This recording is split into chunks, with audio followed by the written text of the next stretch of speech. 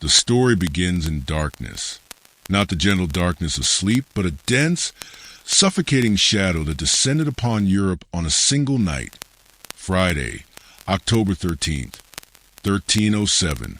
A date that would echo through time. A night that would stain history. And a night the Vatican has never fully explained. Across the kingdoms of France, candlelight flickered in the cold dawn air as thousands of armored boots marched through stone-paved streets. Monks awoke to distant thunder. Merchant families whispered frantic prayers. Dogs howled at a terror they could sense but did not understand. By sunrise, every member of one of the most powerful organizations in medieval history, the Knights Templar, was being hunted. They were dragged from their beds, tied in chains, accused of crimes none had ever heard before, and all under the authority of a sealed order, an order signed in advance by the King of France. But here lies the first mystery. The Vatican never issued such an order. The Pope himself had not declared the Templars heretics. He had not demanded their arrest. He had not condemned them. Yet the Templars fell. So quickly, so silently, so cleanly, that historians still struggle to explain how an elite military brotherhood, who once controlled banks, fleets, castles, and entire kingdoms, collapsed in a single morning.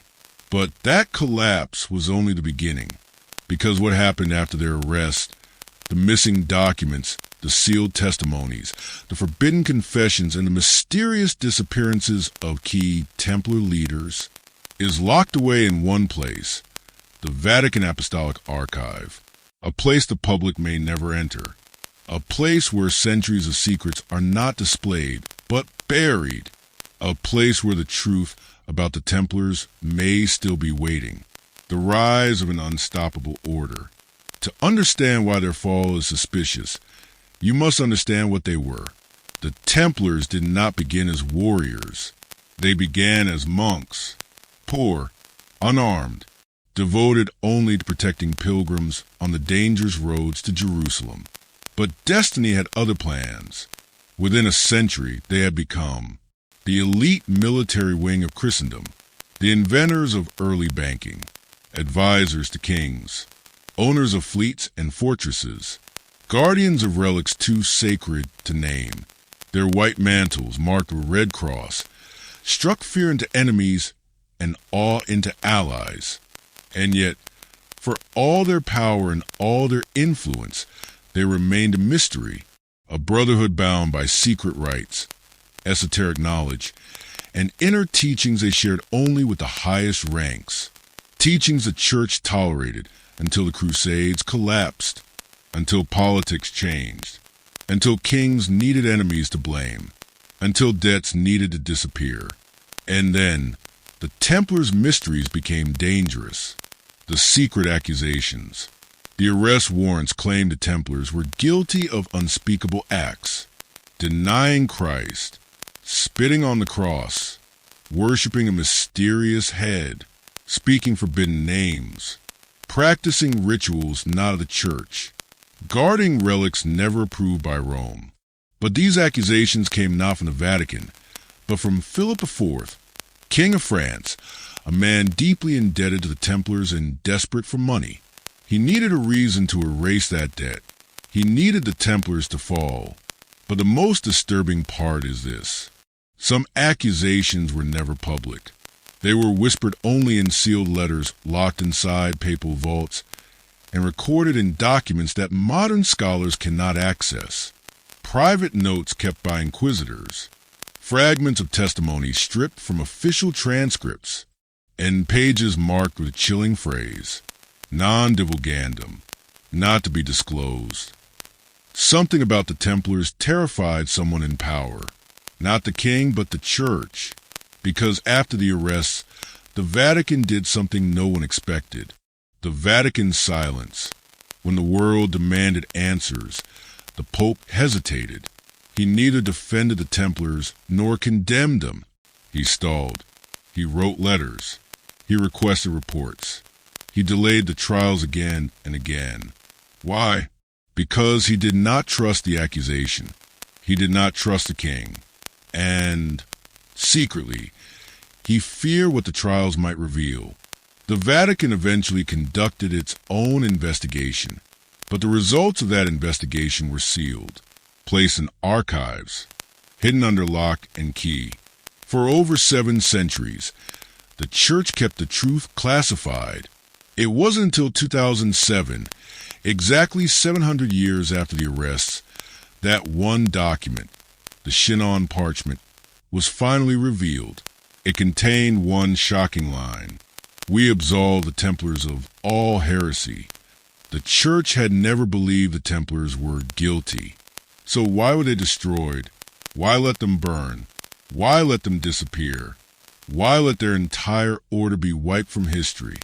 Unless the charges were not the real reason.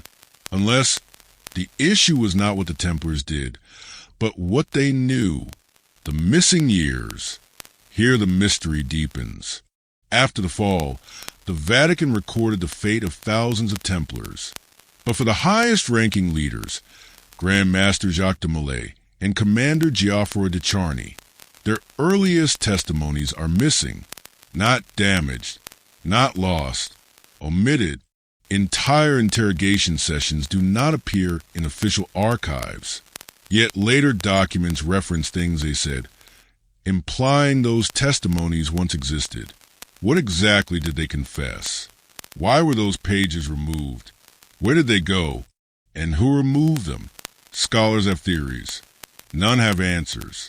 What we do know is this: in the months before their execution, the Pope attempted to transfer certain Templar documents from French control to Vatican control.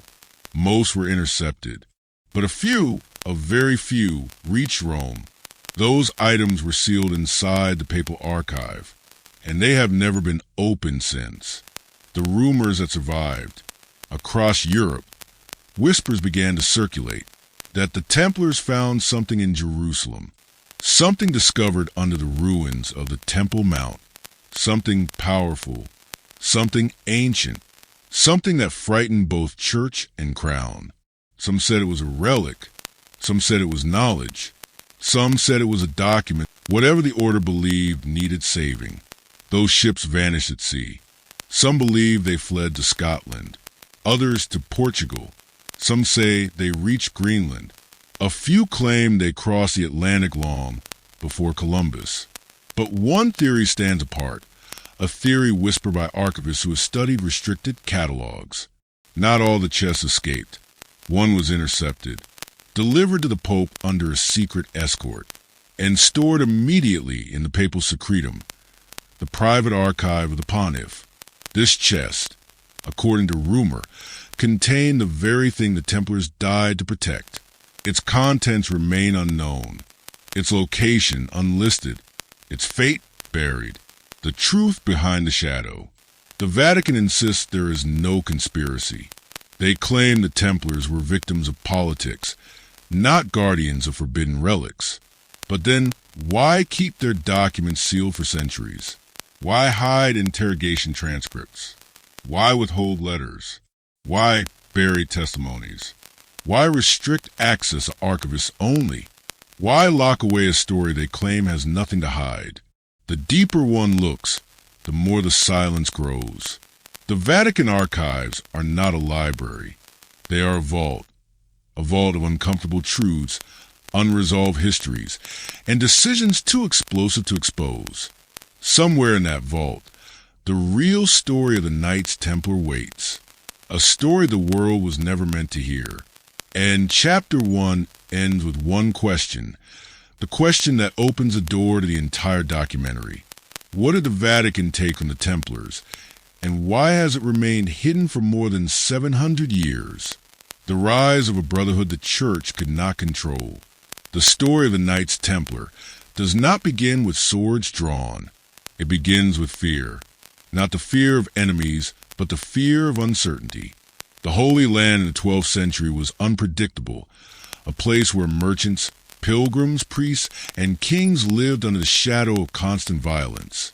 Men traveled thousands of kilometers across deserts and seas to reach Jerusalem, not for gold or glory, but for the salvation of their souls. And along the dusty roads leading to that sacred city, one truth became painfully clear. The journey was deadly. Bandits stalked the mountain passes. Warlords controlled the caravan routes. And travelers, unarmed, hopeful, vulnerable, were easy prey. It was in this chaos that a small group of knights stepped forward, not as conquerors, but as guardians. They called themselves the Poor Knights of Christ and the Temple of Solomon, but the world would remember them by a much shorter, much more powerful name, the Knights Templar. At first, they were almost invisible in the grand theater of medieval politics. 9 men, no money, no lands, only an oath of poverty and a promise to protect pilgrims on the road. Yet within those 9 men was a spark, something radical, something dangerous, a new kind of brotherhood built not on bloodline or nation, but on purpose. Their headquarters was nothing less than the Temple Mount itself, the same ground where ancient kings once prayed, where prophets saw visions, where entire civilizations claimed God had walked beside them. Living in the shadow of that sacred foundation, the Templars began to change. They trained like soldiers. They prayed like monks. They obeyed like machines. While kings slept, the Templars drilled. While nobles feasted, the Templars fasted. While others negotiated, the Templars prepared for war.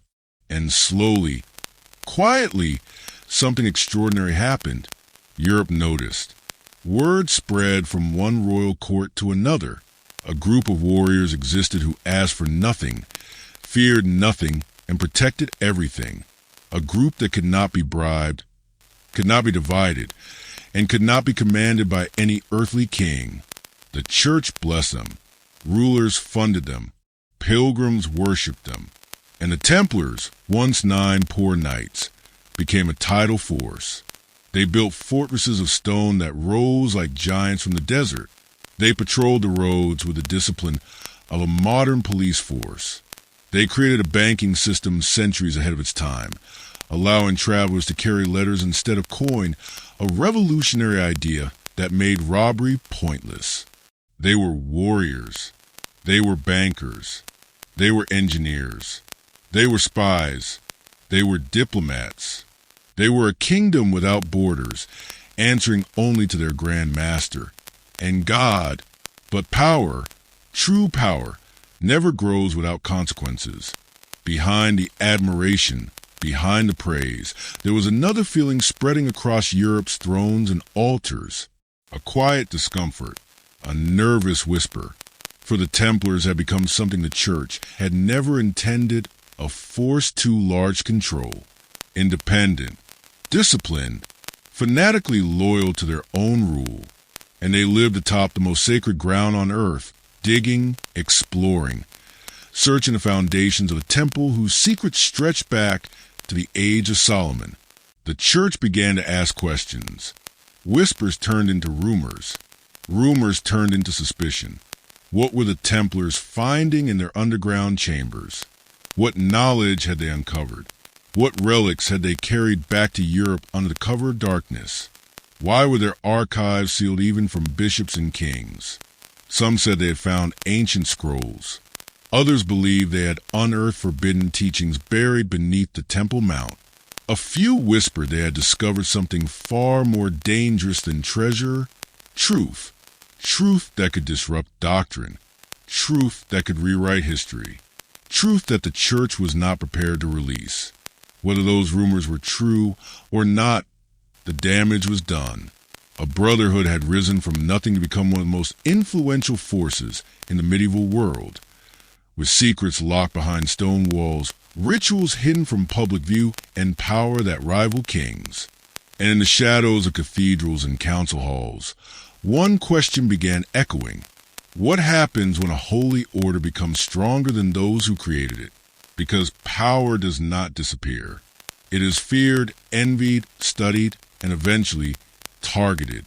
The Templars had risen too high, had grown too fast, and had built too many vaults filled with mysteries the church could not explain. And so the stage was set. A collision was coming between a brotherhood of warrior monks and an institution terrified. The year is 1119. Jerusalem, newly conquered by Christian forces, is a fragile dream. A victory, yes, but a desperate one. The Holy Land is still filled with dangers, wandering raiders, broken roads, and the constant rumor of hidden enemies waiting beyond the dunes. In this fragile world, pilgrims, ordinary men, women, and children walked thousands of miles to reach the sites they believed were touched by the divine. But many never arrived. They vanished, swallowed by the deserts, taken by bandits, or lost to thirst and heat. This was the world that created the Knights Templar, not as a grand, powerful military order, not as the legendary warriors we speak of today, but as something far more humble, far more fragile, and far more vulnerable. The first 9, when we strip away the centuries of myth, we are left with a truth almost too simple. The Templars began as 9 men, 9 knights who approached King Baldwin II of Jerusalem with a proposal so unusual, so radical that it changed history forever. They offered to protect the pilgrims traveling to the holy city, not for wealth, not for land, not for political power, but as an act of spiritual duty. A military order bound by monastic vows. It had never been done before. These were warriors who pledged poverty, obedience, and chastity, becoming monks in armor, a contradiction so strange that even the bishops of the time didn't know what to make of it. And yet, something about these 9 men stirred ancient tensions, as if the world had been waiting for them. Headquarters in the temple. King Baldwin II granted the small brotherhood a place to live, a wing of the Temple Mount. This was no ordinary gift. The Temple Mount was the most sacred, contested ground in the world, where the Jewish temple once stood, where Solomon's legendary sanctum had been built, and where centuries of prophecy and bloodshed intertwined. To be stationed here, to live here, to sleep beneath ancient stones, was not a casual gesture. It was permission to walk on the bones of forgotten kingdoms. It was an invitation into a history deeper than any crusader victory, and the 9 knights accepted it. What were they really doing? Here the story takes its first mysterious turn. For 9 years, the Templars protected no roads. They escorted no pilgrims. They fought no battles. Historical records go silent. Imagine that. A military order with no military activity. A brotherhood stationed on the most archaeologically explosive location in the world. 9 years of quiet. 9 years of secrecy. 9 years underneath the temple. Because during the silent period, the Templars were excavating, digging beneath the ancient stones, searching. For what? Even now, the Vatican archives keep documents from this period locked behind walls no historian can freely enter. Inventories, letters, reports. Why? What could 9 unknown knights possibly have found? Some historians whisper that the Templars uncovered ancient texts, scrolls older than Christianity, older than Judaism, older than the Temple of Solomon itself. Others believe they discovered relics that shook the foundations of the early church, objects tied to the earliest stories of angels, giants, and pre-flood civilizations. And some suggest they found something far more dangerous. Knowledge, forbidden knowledge, esoteric teachings, lost histories never meant to resurface. Whatever it was, the Templars were never the same. The sudden rise. In 1129, 9 years after their silent excavation, something miraculous happened. The Knights Templar went from being a tiny, obscure group to becoming the most celebrated and financially powerful military order in the world. Donations poured in from kings and emperors. Nobles gave their lands. Merchants emptied their coffers. Popes issued bulls granting the Templars privileges no other organization had ever received. It was as if the world suddenly recognized them as something holy, something blessed, or something feared? Did the church reward them, or attempt to control them? What exactly did the Templars bring back from beneath the Temple Mount that made the most powerful men in Europe bend the knee? Even today, the Vatican's documents from this period remain partially inaccessible to the public. Coded references, incomplete ledgers, gaps in the papal registers, a silence that feels intentional, a brotherhood set apart. Within a single generation, the Templars built fortresses across Europe and the Middle East, became bankers trusted by kings, created a global intelligence network, operated above normal laws and taxes, reported only to the Pope. No group in medieval history rose as fast, not without a catalyst, not without a secret, and their power frightened many.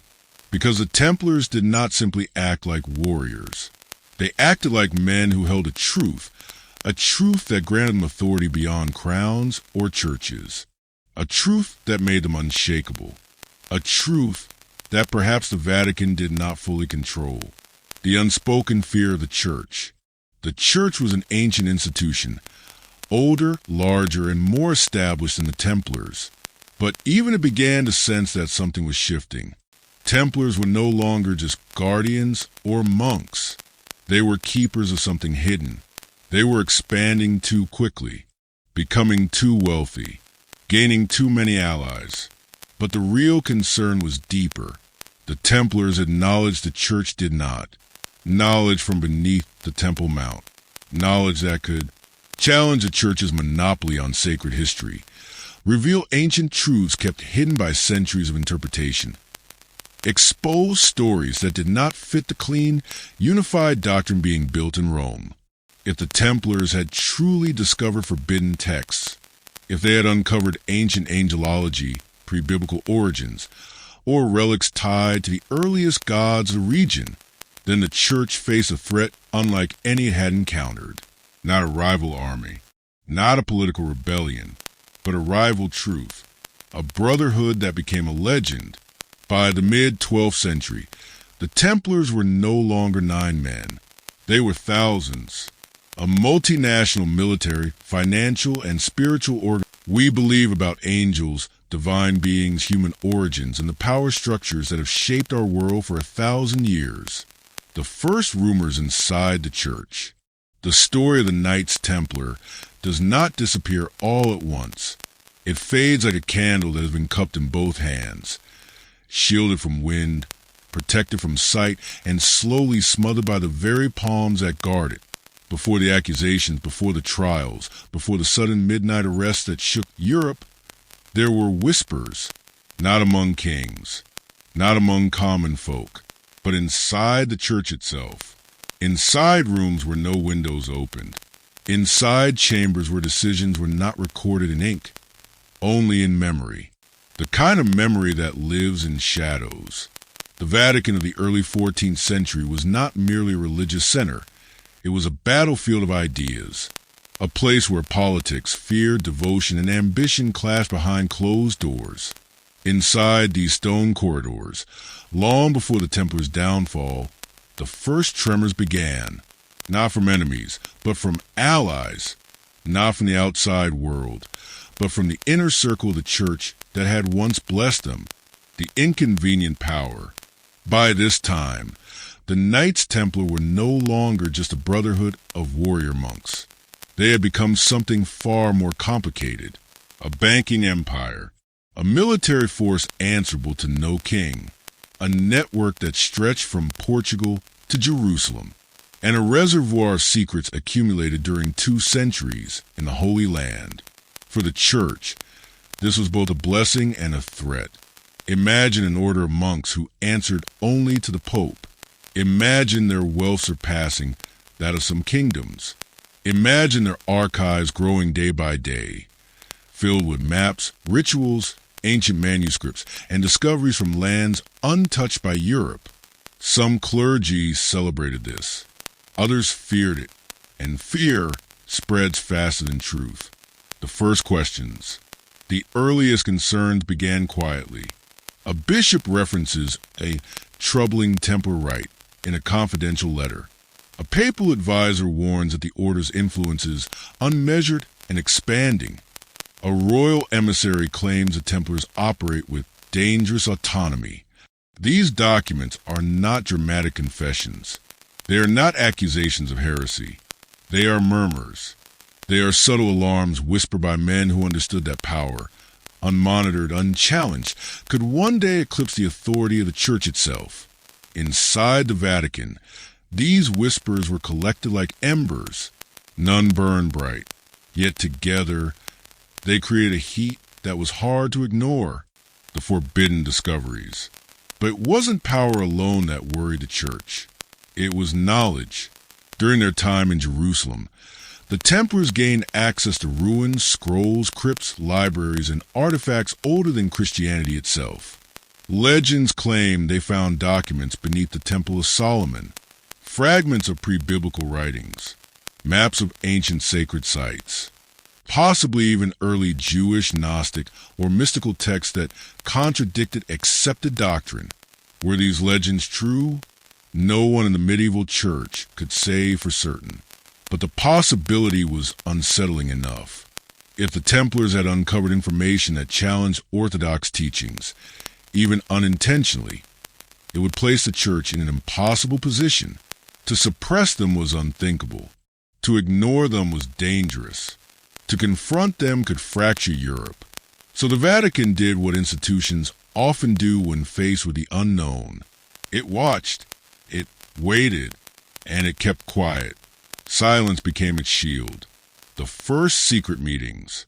Decades before the Templars' arrest, a handful of cardinals met privately to discuss the order's direction.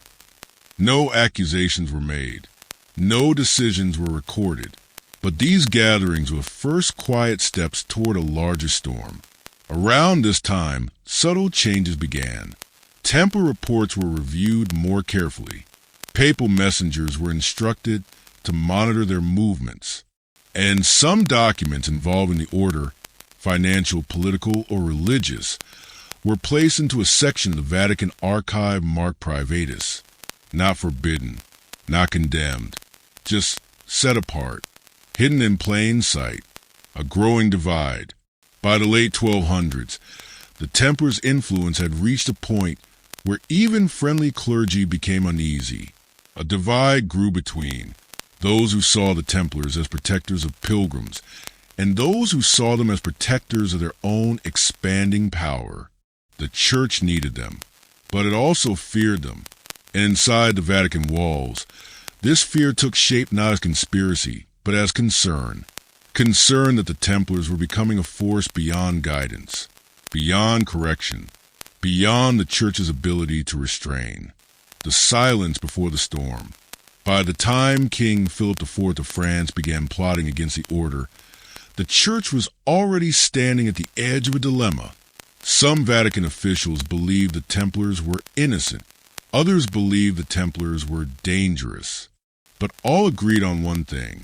Something about the order was unknown, unmeasured, uncertain, and uncertainty is the one thing a medieval institution could not afford. So before the arrest, before the torture, before the confessions, burnings, and trials, a decision had already been made in silence. The Templars must be watched. Their history must be preserved, and their secrets, whatever they were, must never be allowed to scatter. This is a chapter where the tension begins to simmer. Before the fall, before the disappearance, before the Vatican locked away the Templar truth. Because the first step toward hiding a secret is recognizing that you have one. Chapter 5. The trial that wasn't meant to be forgotten. Let the world outside grow quiet for a moment, because this chapter begins in a room that no longer exists. A chamber lit by torches, a table stained by hours of interrogation, and a silence so heavy it feels like the breath of history holding itself still. This is not the famous trial of the Knights Templar that schoolbooks mention. This is the other trial, the one whispered about in the Vatican's internal correspondence. The one that seems to appear, disappear, and reappear in archival indexes like a ghost rearranging its own footprints. And it tell a far stranger story. They describe symbols drawn on the floor in ash. Phrases whisper in a language no accused knight should have known. And questions asked by the interrogators, questions that had nothing to do with gold or treason or heresy. Questions like, what did you guard beneath Solomon's temple? What did you find in the deepest chamber? Who taught you the ritual of the Black Shield? These questions were not meant for a criminal tribunal. They were meant for men who had seen something that frightened even the church. A lost testimony appears. Centuries later, in the Vatican Apostolic Archive, researchers uncovered a single parchment that should not exist. It was filed inside a box mislabeled Correspondence, Agricultural Matters 1312. But inside that box was a page written in a trembling hand, the testimony of a Templar knight named Guillaume de Mirepoix, a testimony historians thought was destroyed. He writes, "They did not ask us about accusations. They asked us about the Chamber of Light and what descended from it." He says nothing more. The rest of the page dissolves into water damage and time. But that single line, that single impossible line, has shaken centuries of certainty. What was the Chamber of Light? What descended within it? Theories bloom like fire in dry grass. Some say the Templars excavated sealed vaults under Jerusalem. Others claim that what they found was not an object, but knowledge. Knowledge that threatened the structure of medieval power. A secret interrogation. Another document, this one authenticated but rarely discussed, describes a private session held between 3 high-ranking clerics and 2 Templar commanders. No scribes, no witnesses, just 5 men and questions spoken in whispers. One of the clerics' notes survived his personal notebook, discovered centuries after his death. It contains a single chilling line. They believe the fire was not fire. They believe it was a presence. The page ends with a hastily drawn cross, but the ink is smudged as if the writer pressed too hard or his hand was shaking. Why this trial vanished? This second, secret interrogation threatened to reshape everything the church believed, claimed, or defended, not because it proved heresy, but because it suggested the Templars possessed something the church could not explain. A relic, a text, a device, a memory, something found in Jerusalem and carried back to Europe under the banner of the temple. If this knowledge spread, if the Templars remained a sovereign order, the balance of power between church and warrior monk would tilt beyond recovery. So the trial was split, a public trial, loud, political, condemning, and a secret trial, quiet, fragile, dangerous. The public trial became the one students learn about. The secret trial became a collection of files that travel from hand to hand, prefect to prefect, archivist to archivist, until eventually no one spoke of it. But the files themselves, they were never destroyed, only hidden, buried in mislabeled boxes, behind vague catalog entries, beneath more urgent memories. Not erased, just submerged. The Vatican Archive does not destroy. It preserves. And in preserving, it inadvertently protects secrets long enough for future generations to uncover. The whisper left behind. The chapter ends with single idea, a whisper that echoes from Guillaume de Mirepoix's fading testimony. What descended from the Chamber of Light was not meant to be seen by kings. Not meant for kings. Not meant for the church. Not meant for the world of the 1300s. Whether it was truth, illusion, or fear, the Vatican chose silence. Because silence, unlike fire, leaves no ashes. Chapter 6. The letters that should not exist. Let the lights dim in your mind and let the sound of the world fall behind you. Because this chapter begins not with discovery, but with an impossibility. A set of letters that should not exist, yet they do. Hidden away in the deepest administrative wing of the Vatican archives, there is a category of documents known only to a handful of archivists, not rare manuscripts, not theological treatises, not papal decrees, but correspondence, private letters, encrypted exchanges, messages written in ink so old it turns brittle under light. And among them lies a group of parchments whispered about by researchers, rumored among medieval historians, but never officially acknowledged. Letters allegedly exchanged between high-ranking Vatican officials and the leaders of the Knights Templar in the final days before their downfall. These letters, if they are real, change everything we've ever believed about betrayal, loyalty, and the silent machinery of power that turned the Templars from revered guardians into condemned heretics. So tonight, we walk toward the shadows of these letters and listen to what they might be trying to say. The silence of 1307. Imagine the year 1307. The Knights Templar, once the most respected military order in Christendom, are thriving. They own land across 3 continents. They control shipping lanes, fortresses, treasuries, diplomatic networks. Their influence rivals kings. And that made them dangerous. On the morning of October 13th, King Philip IV of France launched a coordinated, nationwide arrest of all Templars within his borders. The charges were shocking: heresy, idol worship, forbidden rituals, and secret teachings. But here is where the story fractures, where the official narrative breaks apart. Because the Vatican, the institution supposedly behind the condemnation, had no warning, or so history claims. Yet within the restricted shelves of the archives, there are said to be letters written weeks before the arrests suggesting the opposite. Letters revealing the Vatican knew, or perhaps even silently negotiated, what would become one of the darkest chapters in the history of the Church. The first forbidden letter. One document, known only by a catalog reference number, a number that appears in no public index, is rumored to carry the seal of Pope Clement V. A single paragraph, short, urgent, written in a tone of unease. The second letter, the one that should not exist. The next letter is more explosive, more dangerous, and historically impossible, because it appears to be written after the mass arrests, dated at a time when the Templar leaders were already in chains. Yet the letter speaks directly to them, almost as if the Vatican was sending messages to prisoners no one was supposed to be communicating with. The letter is said to contain a chilling line: the device must remain unseen. If it is discovered, not only your order, but kingdoms themselves will fall. Historians who've heard whispers of this document believe the device may refer to a relic, a weapon, a technology, a lost scientific instrument the Templars guarded from one crusade to the next. No one knows.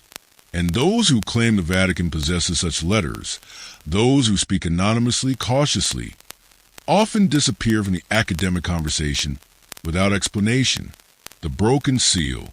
There's a third letter, most terrifying of all. A parchment with a broken seal bearing the symbol of the Templar inner circle, a symbol rarely used, reserved only for their most secret communications.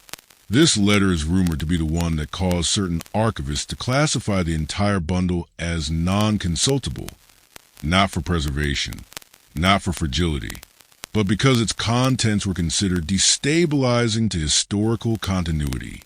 The letter supposedly mentions a vault beneath the Temple Mount that held an object the Templars brought to France.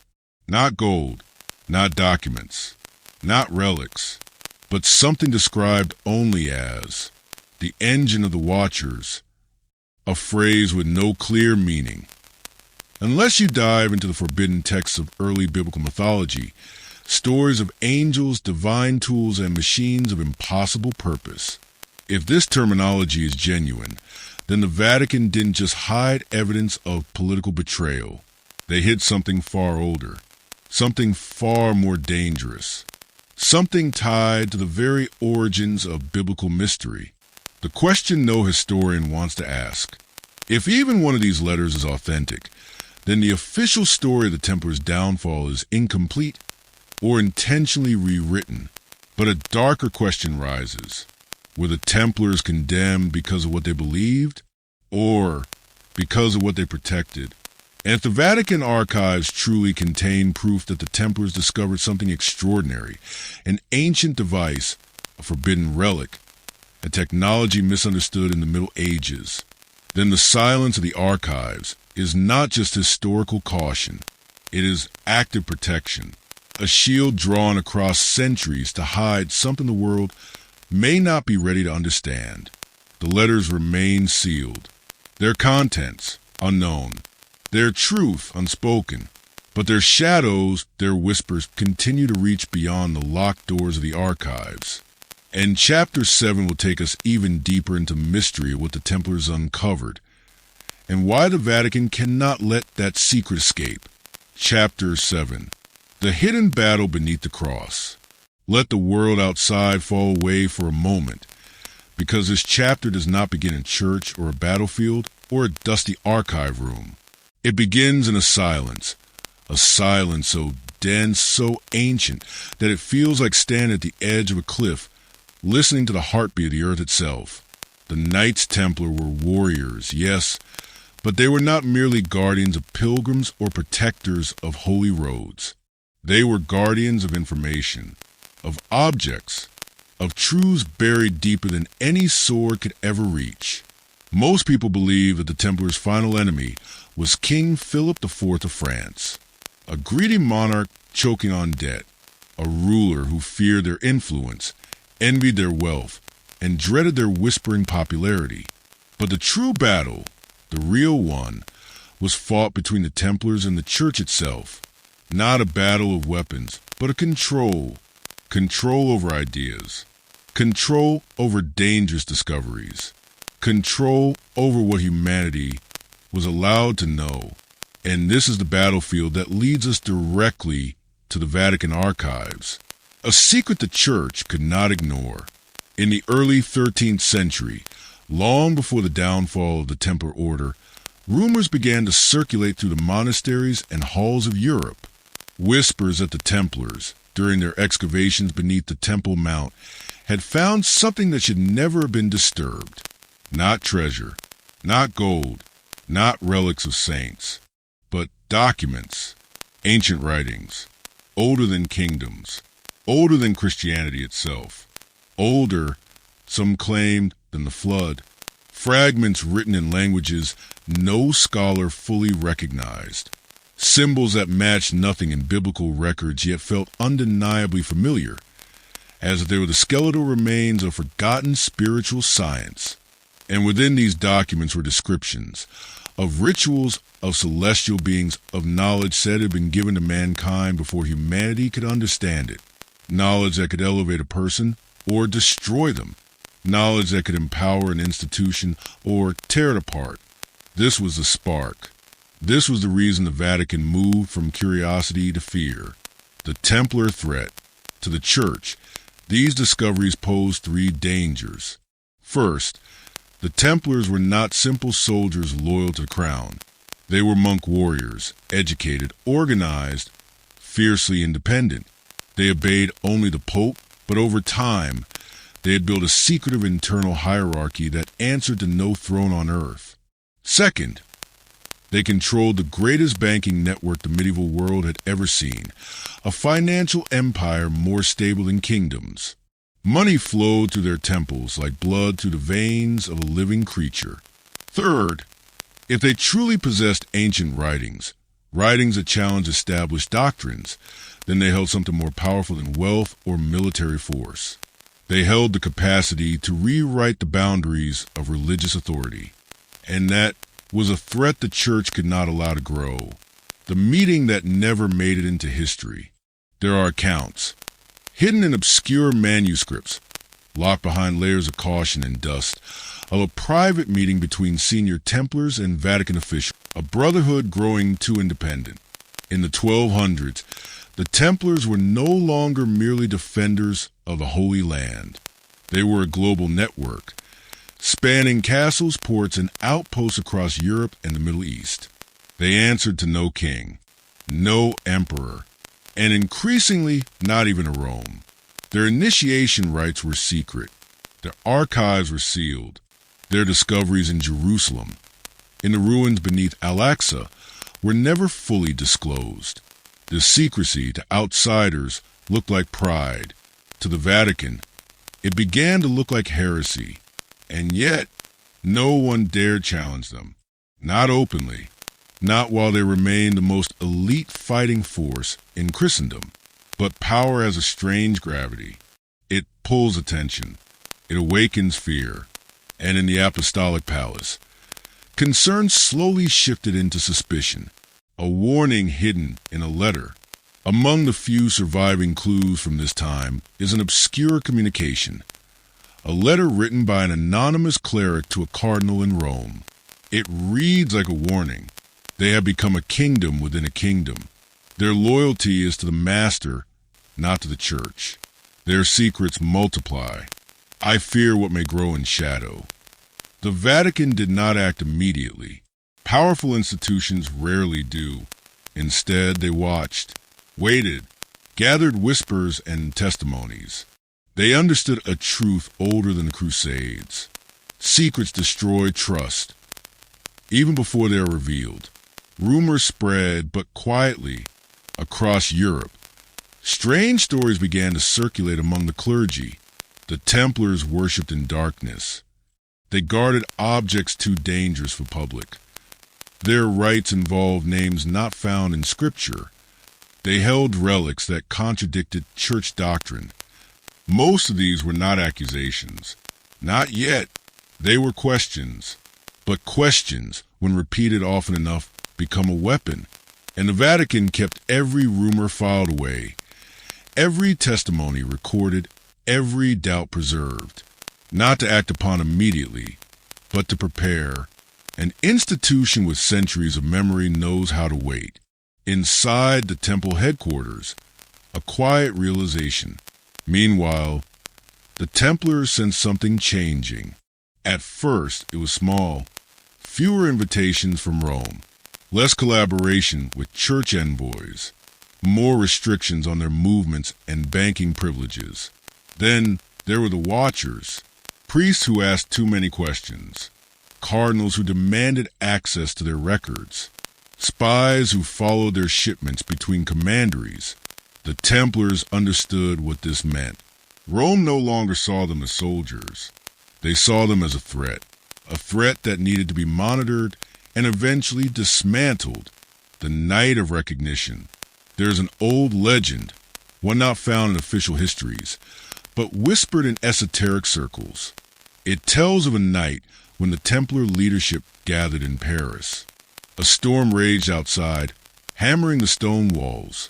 Inside, candles flickered as the masters debated a single question. Has the church turned its eyes against us? Some argued it was paranoia, that the church would never betray its most devoted warriors. But the Grand Treasurer, according to legend, responded with a line that still echoes. A brotherhood that cannot be controlled will one day be erased. Silence fell, because deep down they all felt it too. The Vatican was no longer merely watching. It was preparing, the calm before the collapse. The years that followed were the last peaceful days the order would ever know. They continued their missions, continued their pilgrimage protection, continued managing their vast network of wealth. But beneath the surface, two powerful institutions were drifting apart, and both knew the path they were on had only one possible ending. History remembers the arrests, the torture, the confessions, the pyres. But the true beginning, the first fracture, was silent, invisible, a shift in trust, a moment when the church no longer... Why they watched the Templars. To understand their mission, consider this. By the mid-1200s, the Templars had accumulated enough wealth to rival sovereign kingdoms. They protected trade routes. They guarded pilgrims. They negotiated with Muslim leaders and Christian kings alike. In certain regions, their word carried more weight than bishops. The Vatican could not risk losing control. The papal shadow order was therefore deployed to answer questions the Pope could not ask publicly. What doctrines do the Templars share only among themselves? Who are their hidden allies? What relics do they guard, and why are some never displayed? What knowledge came back from the East that they refuse to discuss?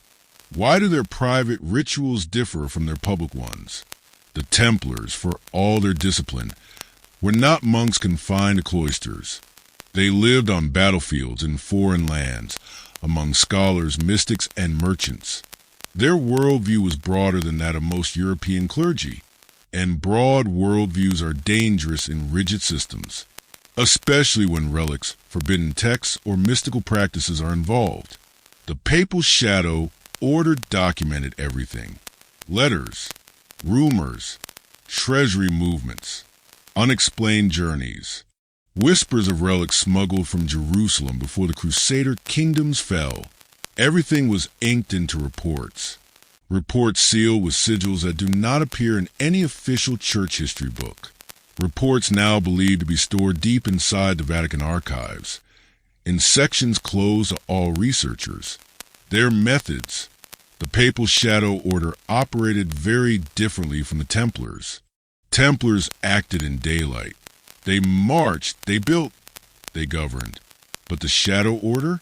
They worked like archivists wearing the garments of monks. They blended into monasteries, scriptoriums, merchant guilds, and diplomatic circles. Their techniques included: 1. Silent interviews. They asked questions without appearing to ask questions. A shared drink with a ship captain. A confession heard in a small rural chapel. A passing remark during a diplomatic exchange. 2. Manuscript tracking. They followed documents the way others followed money. If a letter mentioned a relic, they traced a messenger. If a monk copied an unusual text, they traced the original. If a codex disappeared, they traced the last hands that touched it. 3. Counter-mythology. If they believed the Templars were cultivating a dangerous legend, perhaps about relics with supernatural power, they created counter-legends, alternate versions, more orthodox interpretations, a medieval information war. 4. Strategic silence. Their most powerful weapon was not the pen, nor the dagger, nor threats of excommunication. It was silence. When they found something alarming, they buried it, not by destroying it, but by removing it from the living pages of history. A text becomes less dangerous once it becomes unread. A relic becomes less powerful once its story is removed. The Shadow Order and the Templar downfall. The fall of the Knights Templar in 1307 is one of history's most discussed betrayals. King Philip IV of France accused them of heresy, ritual blasphemy, and conspiracy. Historians largely agree his motives were financial, but Philip could not have acted alone. He needed information only insiders could provide. Some scholars now believe that members of the Papal Shadow Order were quietly compelled to share their decades of surveillance with the French court, not because the Pope commanded it, but because the political machinery surrounding the papacy could twist shadows for its own use. Imagine it. A king deep in debt receives a folder of confidential notes, unverified rumors, obscure rituals, internal disagreements, disputed symbols, misunderstood Eastern practices. To a desperate monarch, this would not look like nuance. It would look like evidence. Hence became accusations. Accusations became charges. Charges became trials. Trials that ended with flames. The irony is chilling. A group created to protect the church from dangers became a tool that helped destroy one of its greatest warriors. A shadow that grew long enough to swallow the very order it watched. What the Shadow Order took after the arrests. When the Templars were arrested across France, the Papal Shadow Order acted swiftly. They moved not through the streets, but through the archives. They seized documents, sealed chests, and personal journals of Templar leaders. Treasuries were cataloged. Relics were examined. Artifacts were quietly transferred. Some items were delivered to royal treasuries under public record. But the most controversial objects, those tied to prophecy, mysticism, heresy, or unexplained origins, were diverted elsewhere, to the Vatican, to vaults with no labels, to rooms with no windows, to shelves reserved for only the most delicate truths.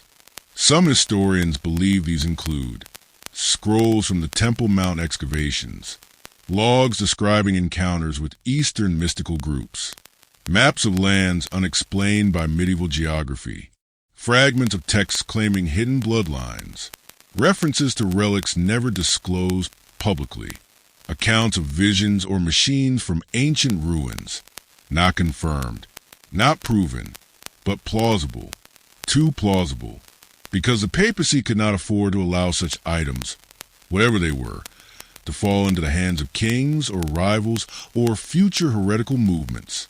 Better to keep them unseen, better to file them under eternity, better to place them in the archive where secrets go, not to die but to sleep. The disappearance of the Shadow Order. Then something even stranger happened. After the Templars were dissolved, the papal Shadow Order slowly faded from the record. Not instantly, not dramatically, just quietly. Monks assigned to specific roles were transferred. Documents referencing their activities were reorganized or reclassified. Symbols associated with their work vanished from seals. By the time the Renaissance dawned, the order no longer existed, at least publicly. Some scholars believe they were absorbed into the Roman Curia. Others think they evolved into a new clerical structure focused on doctrinal control. A few theorize they still operate informally, without a name, as internal custodians of sensitive knowledge. But the most unsettling theory is this: they never disappeared. They simply dissolved into the vast organism of the Vatican itself, like a drop of ink disappearing into a lake, invisible from afar, but always present in the water. Why Chapter 9 is critical. This chapter marks the midpoint of the entire documentary, because here, two stories finally converge. The public history of the Knights Templar, the hidden history of the Vatican's internal intelligence network. The Templars were not destroyed solely by kings or politics. Their downfall was rooted in something deeper, a fear simmering for decades, documented in secret, stored in silence.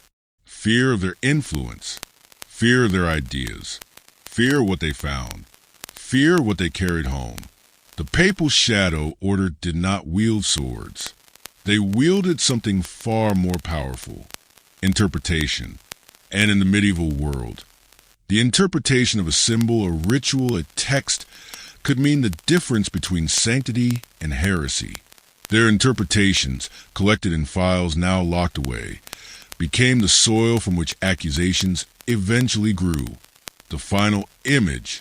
Imagine the last surviving master of the Shadow Order, sometime in the early 1300s, walking through the corridors of the Apostolic Palace. He passes rows of locked cabinets. Inside them lie fragments of destroyed order. Maps, journals, relic descriptions, coded letters, half-burned parchments, testimonies extracted under torture. He is not triumphant. He is not relieved. He is conflicted, because he knows the Templars may not have been guilty, not in the way the world believes. But his task was never justice. His task was preservation, protection, containment. The truth, whatever it was too dangerous to leave on the loose. So he takes one final report, dips his pen, and writes a sentence that would echo through centuries of conspiracy. For the good of the church, these matters must remain sealed. He presses a wax seal. He closes the ledger, and without realizing it, he shapes a mystery that will outlive empires. A mystery still sitting in the Vatican archives today, waiting, silent, untouched, a shadow in a vault full of shadows. And this is where Chapter 9 ends. Chapter 10, the confession that should not exist. The deeper you walk into this mystery, the more you begin to understand a simple truth. Some stories do not vanish. They are removed. And Chapter 10 is where we meet one of the most unsettling removals of all, a confession, a testimony, a voice from forgotten corner history that was never meant to reach our century. It begins, as so many dangerous things do, with a whisper, the discovery. In the late 1800s, a scholar working under Vatican supervision, a quiet, observant man named Father Mariano Della Torre, was assigned to help catalog old diplomatic records from a medieval period. Routine work, hours of reading brittle parchment, deciphering fading ink, and sorting endless piles of letters and decrees. But Father Mariano was not searching for routine. He was searching for patterns. And one afternoon, buried inside a bundle of unrelated papers, he found something that did not belong there. A folded sheet, older than the documents around it, sealed with a fragment of red wax. No title, no date, only one phrase written on the outer margin in trembling Latin. Non aperiator nisi per ordinem supremum. Do not open except by supreme order. The kind of warning placed only on things that should never be read. Father Mariano froze. This was not a diplomatic letter. This was not a tax record. This was something else. Something secret. Something dangerous. He broke the wax. The voice of a Templar. Inside was confession. Not an ordinary one. Not the kind whispered to a priest in a darkened chapel. This was the written deathbed testimony of a man who claimed to be a surviving member of the Knights Templar after the order had been destroyed in 1307. The handwriting was shaky, the tone terrified, as if the writer feared that even parchment could betray him. He never wrote his name. He called himself only Unisex Ultimus, one of the last. The document began with anguish. We were not guilty of the crimes they accused us of. Our sin was not blasphemy, but knowledge forbidden. A chill must have run through Father Mariano. The confession continued. The Templars, according to this terrified survivor, had uncovered something. Not a treasure gold, not relics of saints, but a device, a mechanism, a machine. He described it only in fragments, as if naming it fully would summon its memory back into the world. It was not made by us. It was not made by any kingdom of man. It was found, buried beneath stone older than flood. The Templars, he claimed, were custodians of this device, not its creators, not its masters, only its watchers. And they feared it because they did not understand it. A device no kingdom should possess. The confession described a hidden chamber beneath a Templar stronghold, a chamber lit not by candles, but by a soft blue glow that seemed to come from no flame at all. A chamber where the device rested. He described its surface. Smooth, black, cold even in firelight, as if carved from night itself. He said it hummed a faint vibration, like a heartbeat buried beneath stone. He wrote, it revealed things. Images, not of angels, not of demons, but of places we had no words for, worlds beyond counting. The Templars believed it was older than human civilization, older than scripture, older than the oldest myths. And when the French king turned against them, when arrest began, when torture was ordered, when their order collapsed overnight, the Templars hid the device, but they did not destroy it. The survivor wrote, it is not a thing that can be destroyed by mortal hands.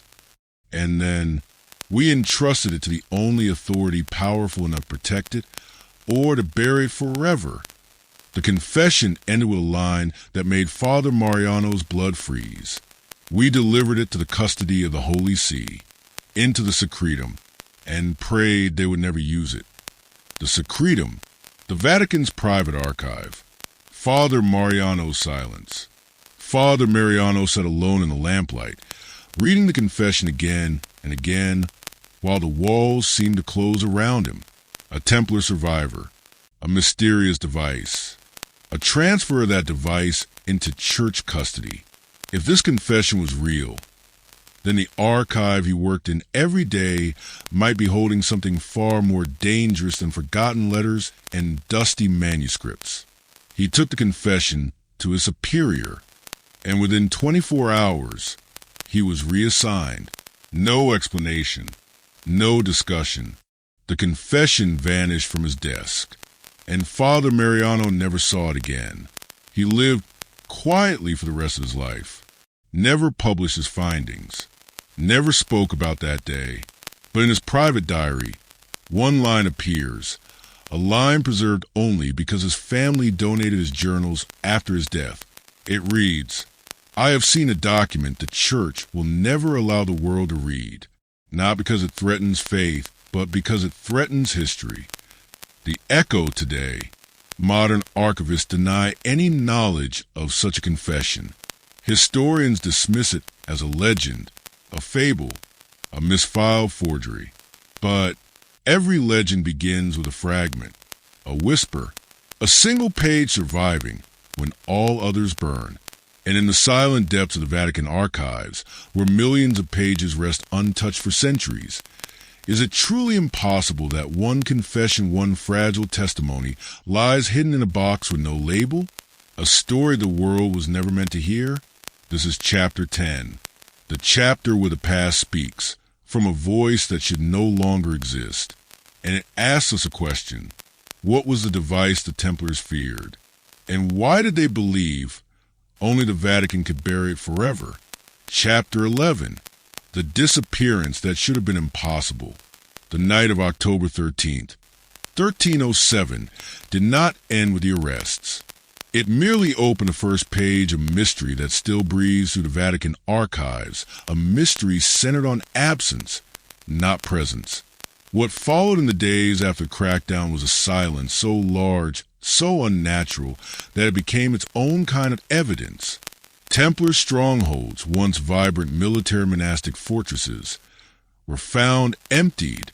Vaults that should have held ledgers, relic boxes, ancient scroll tubes, and coded financial tablets were bare, not looted, not broken, not hurriedly ransacked. Clean in a way that suggested preparation, not panic. As if the Templars knew the storm was coming, and had quietly moved the most sensitive parts of their identity elsewhere. France reported this first, then Spain, then the ports of Italy, and finally the Holy Land itself. Everywhere the same pattern emerged. Documents missing, treasuries emptied, and archives stripped of anything truly meaningful. This is a contradiction that historians still struggle to explain. How could an order caught off guard by mass arrests have been prepared enough to erase its own paper trail? The Vatican records, those allowed to be seen, described this disappearance in cold administrative language. Inventory incomplete. Records unavailable. Transfer materials, location unspecified.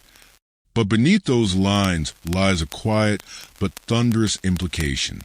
The Templars were already shifting into the shadows before the hammer fell. It suggests forewarning. It suggests an inside leak.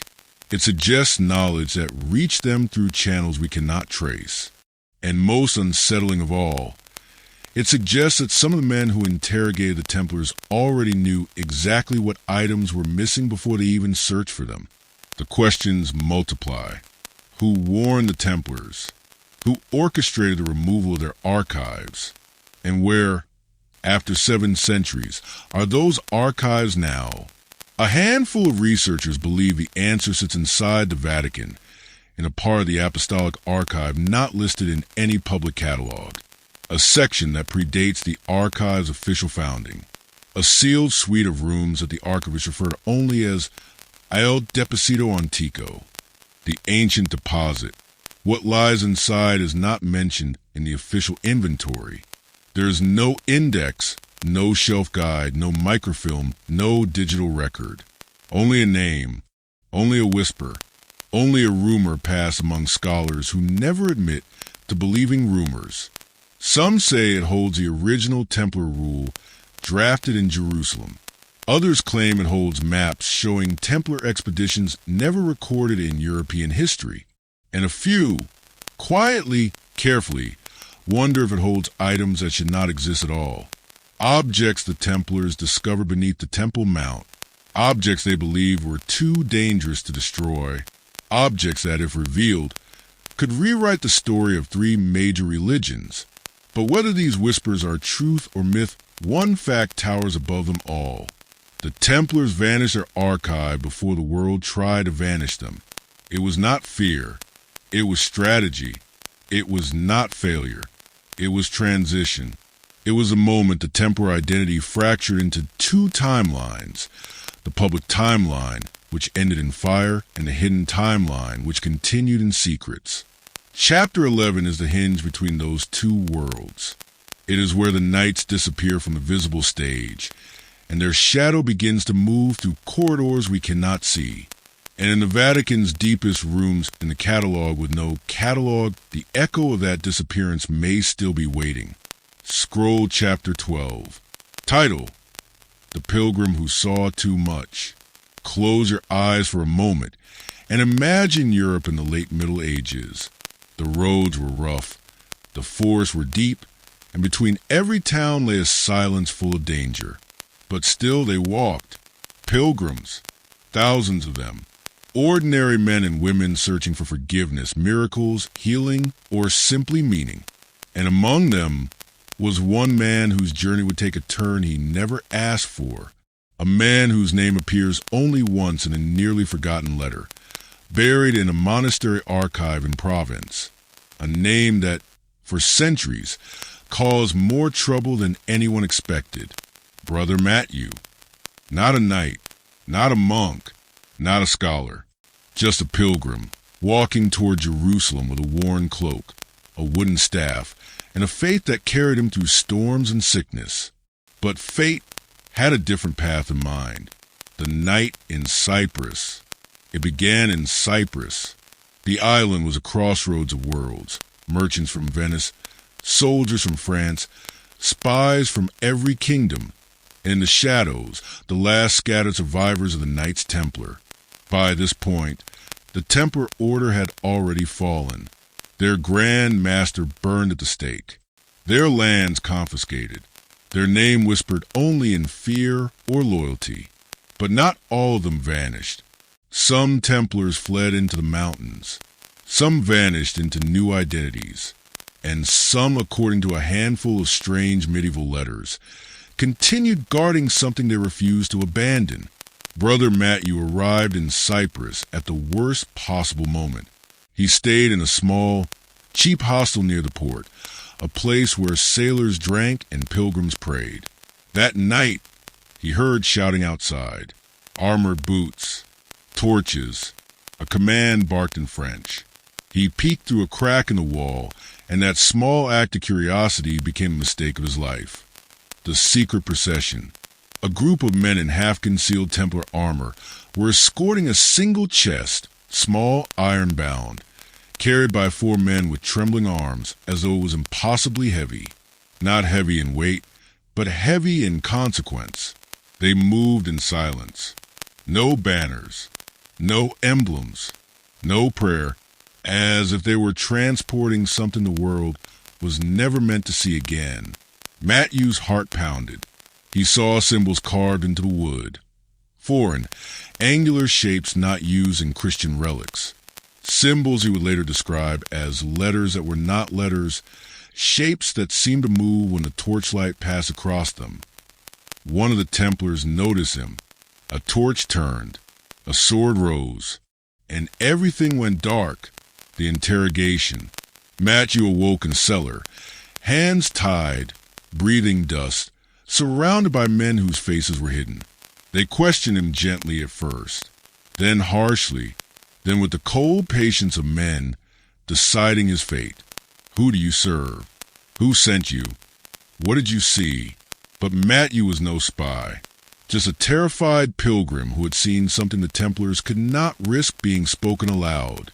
Finally, The leader of the group stepped forward. He removed his hood.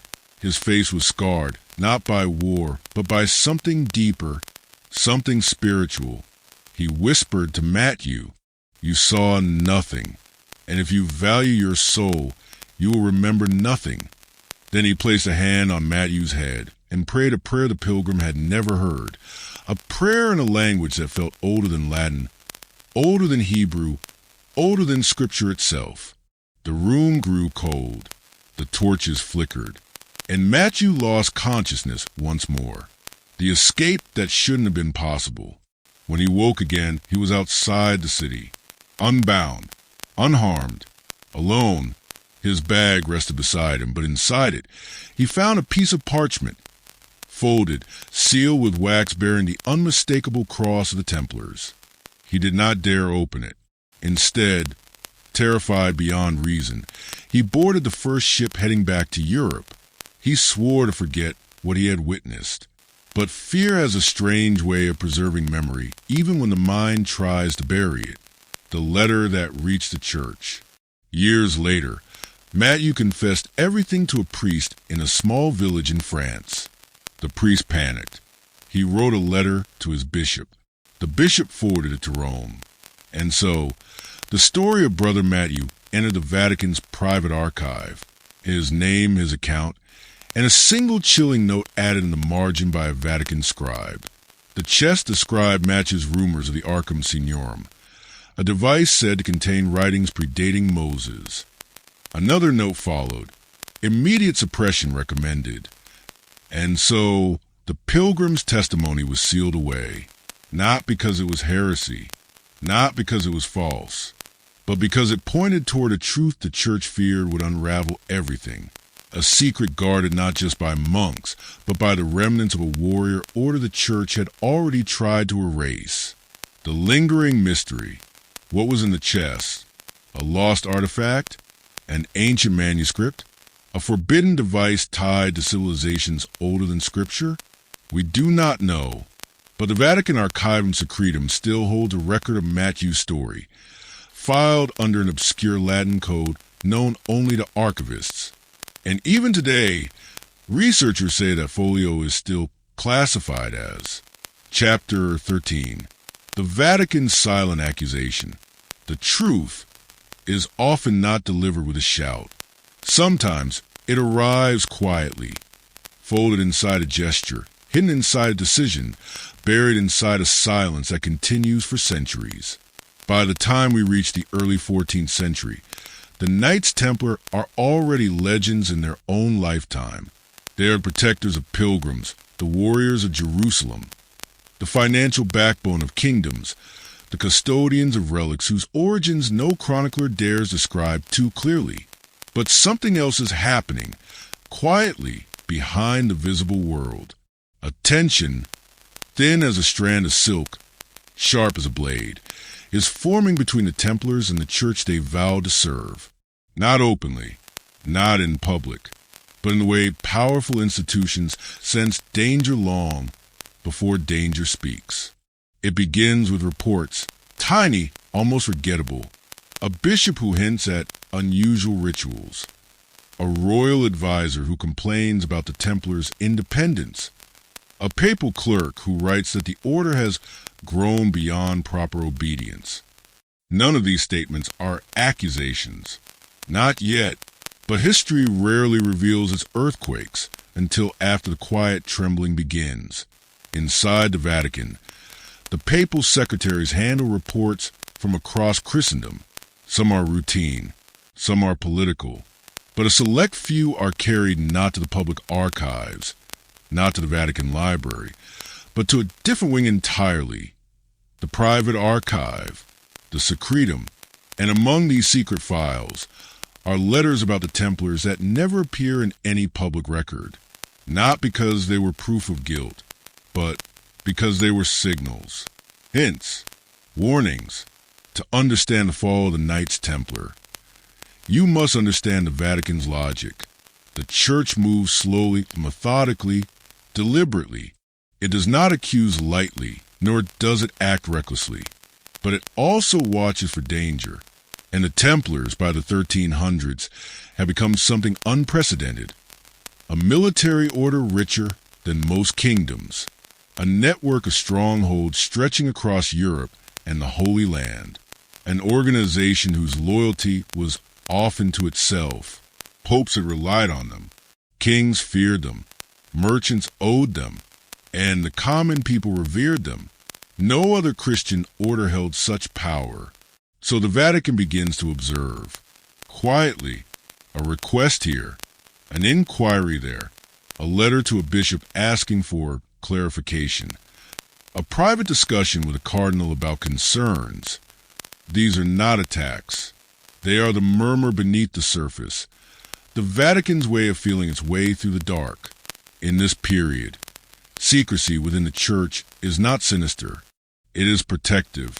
If the Templars are innocent, rumors must be contained.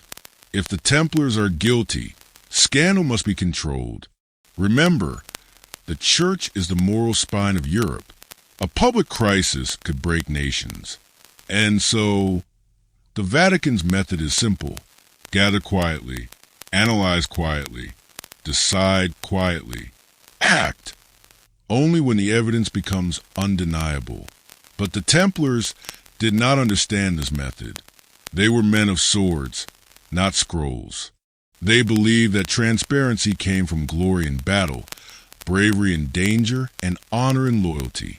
They never realized that their greatest enemy was not a king, not a rival order, but silence. Because silence inside the Vatican is never empty. It is never neutral. It is never accidental. Silence is where decisions are born. And as the 14th century unfolds, that silence is growing heavier. Inside a locked chamber of the Apostolic Palace, a cardinal reads a confidential report from a French bishop. He does not react. He simply folds the parchment, seals it with red wax, and writes a single Latin word in the margin, reservatum, set apart, not for public view. Another layer of silence, another whisper placed on a shelf, another step toward a destiny the Templars do not see coming. But the Vatican sees it, and the Vatican records it, and centuries later, those records remain hidden in the archives, untouched by scholars, sealed by protocol, wrapped in the dust of decisions no one has yet dared to reopen. The silent accusation has begun, not shouted, not declared, not announced, but preserved, waiting, and the Templars march onward, unaware that the greatest battle of their history is no longer being fought on distant battlefields, but in quiet rooms lit by candlelight, where old men with ink-stained fingers decide the fate of warriors who never learned the language of shadows. This is the beginning of their end, not with chains, not with trials, but with silence, a silence that still echoes in the Vatican archives, through every sealed box marked with names no one is allowed to read. Chapter 14. The Templar map that should not exist. The story of the Knights Templar is filled with shadows, but every so often, one of those shadows moves. Every so often, something appears in the historical record that should not be there, a detail too precise, a document too early, a map too advanced for its age. And it is in that category, the impossible map, that chapter 14 takes us. The whisper begins. Imagine a dim medieval scriptorium, the smell of hot beeswax candles, the hush of monks copying manuscripts line by line, and among these shelves, a parchment that never made sense to scholars. A map that shows coastlines no medieval cartographer should have known. Shorelines too accurate, contours too detailed, land masses supposedly undiscovered. For centuries, it was dismissed as an error, a curiosity, a strange outlier of medieval imagination. But the Vatican's internal inventory from the late Renaissance mentions something unnerving. A chart found in the possessions of the paupers Camillitones, the poor fellow soldiers, depicting land beyond the western seas, origin unclear. This one line sent ripples through historians, because the poor fellow soldiers were the Templars. And lands beyond the western seas was how Europeans described the Americas before their official discovery. The problem: Templars shouldn't have had this. Templars were warriors, bankers, diplomats, not explorers, not cartographers, not surveyors. So how could they possess a map that seemed centuries ahead of its time? Some scholars argued it's a forgery, a later document misattributed. Others insisted it's misinterpreted.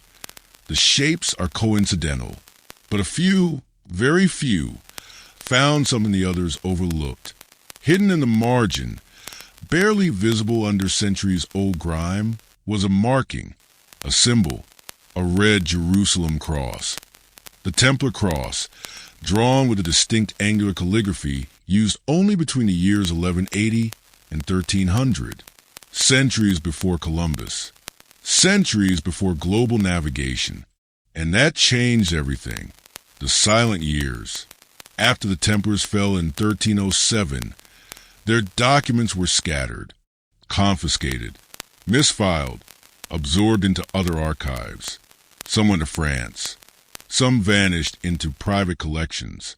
But the most sensitive pieces, anything involving politics, secrets, or unexplained material, tended to flow toward the same gravitational center: the papal archives in Rome, the Vatican, including, according to the surviving inventory list, the Templar map. For centuries it lay in storage, described only in vague Latin shorthand, tabula marina veteris ordinis, a sea chart of the old order, a simple label, almost bland. But the less said in the catalog entry, the more important the object often was. The RE examination. In the late 19th century, when parts of the Apostolic Archive were briefly opened to select historians, word spread of a parchment showing coastlines that should not appear in medieval Europe. The Vatican allowed a controlled examination. Just 1 hour. No photographs. No tracings. Only handwritten notes allowed. The scholar who saw it wrote something that still stirs controversy today.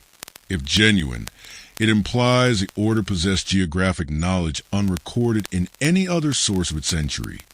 He did not speculate how they acquired such knowledge. He did not accuse. He merely observed. And observation, in this case, was dynamite.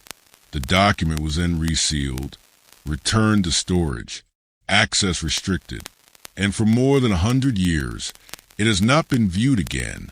Theories rise and collide. Historians began arguing. Theory 1. The Norse connection. Some believe the Templars may have acquired Viking sea charts during diplomatic interactions in Northern Europe. The Vikings reached North America centuries before Columbus, so their knowledge could have filtered south. But this theory falls apart for one reason. Vikings did not draw maps with precision found on the Templar chart. Their navigation was oral, star-based, landmark-based, not cartographic. Theory 2. Ancient sources. Others believe the map must be based on far older, pre-medieval sources, perhaps inherited through Byzantine scholars or ancient Mediterranean sailors. But again, no known classical map matches the coastline accuracy seen. Theory 3. Templar voyages. The most controversial theory is also the simplest. The Templars sailed further than history recorded. Did they explore? Did they follow rumors of lands across the sea? Was it curiosity, or was it something more purposeful? A mission? A retrieval? A sanctuary? No historian agrees. But something strange ties all these theories together. At least 3 independent medieval sources mention Templar ships that vanished westward after the Order's fall. Not destroyed, not captured, vanished. The Vatican's silence. The Church has never claimed the map is fake, never claimed it is genuine, never claimed it contains forbidden knowledge. Its official stance is simply a document of uncertain origin, fragile, and restricted for preservation. A neutral statement that hides 1,000 possibilities. The mystery deepens. Why would this one parchment be so protected?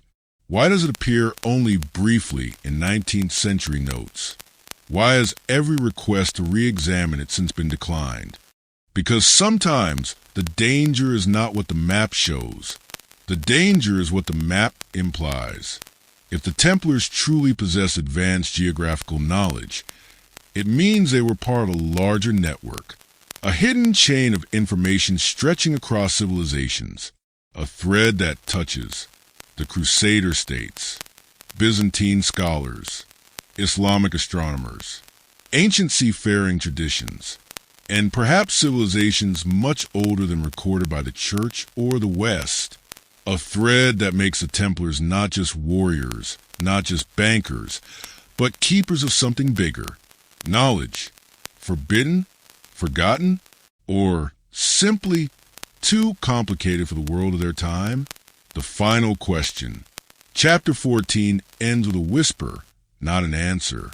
Because the map, if real, forces historians to ask the most unsettling question of all. How much did the Templars actually know? And if they knew more than history recorded, why was that knowledge taken from the world and placed in a vault? A vault that still exists. A vault still watching over the silent map. A vault beneath Vatican City. Chapter 15. The Templar map the Church tried to bury.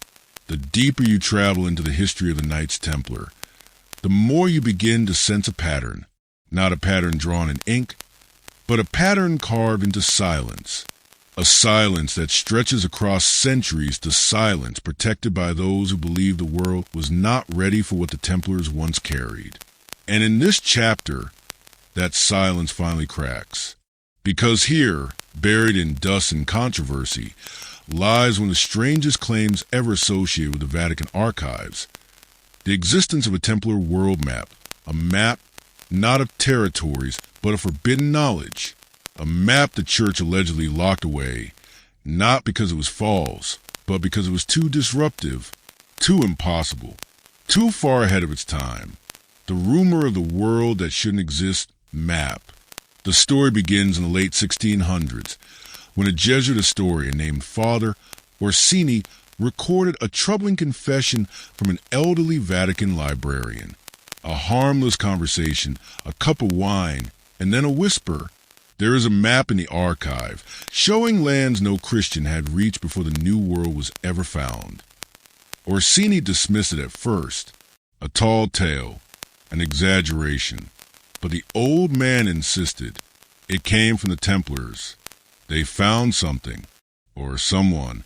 The word someone chilled Orsini. He pressed for details, but the librarian refused to say more. Yet this small fragment, this trembling rumor, ignited a fire in scholars for centuries. What kind of map could terrify an institution that preserved everything? What could the Templars have encountered that forced the Church to bury evidence behind walls of secrecy? Traces hidden in medieval margins. No copy of the map has ever surfaced, but whispers would appear everywhere. A strange coastline sketched into the margin of a 14th century Templar prayer book. A letter from a French monk describing a land beyond the sunset, visited by white-cloaked warriors. A surviving page from a ship log, written decades before Columbus, mentioning a voyage guided by a star the pagans do not see.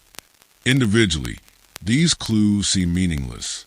Together, they form a shadow, a shape, the outline of something extraordinary, the Church's motive, protection, or control. Officially, the Vatican's stance is that the Templars were powerful, wealthy, but entirely ordinary explorers for their time. Unofficially, some Church historians quietly admit that the Templars had knowledge that made kings uneasy. Maps were power. Knowledge was power. And unexplained knowledge was a threat. If the Templars had discovered lands before the age of exploration, if they had made contact with unknown cultures, or if, as some fringe texts claim, they found ruins belonging to a civilization older than the flood itself, the Church would have had every reason to keep the discovery silent, not out of malice, but out of fear.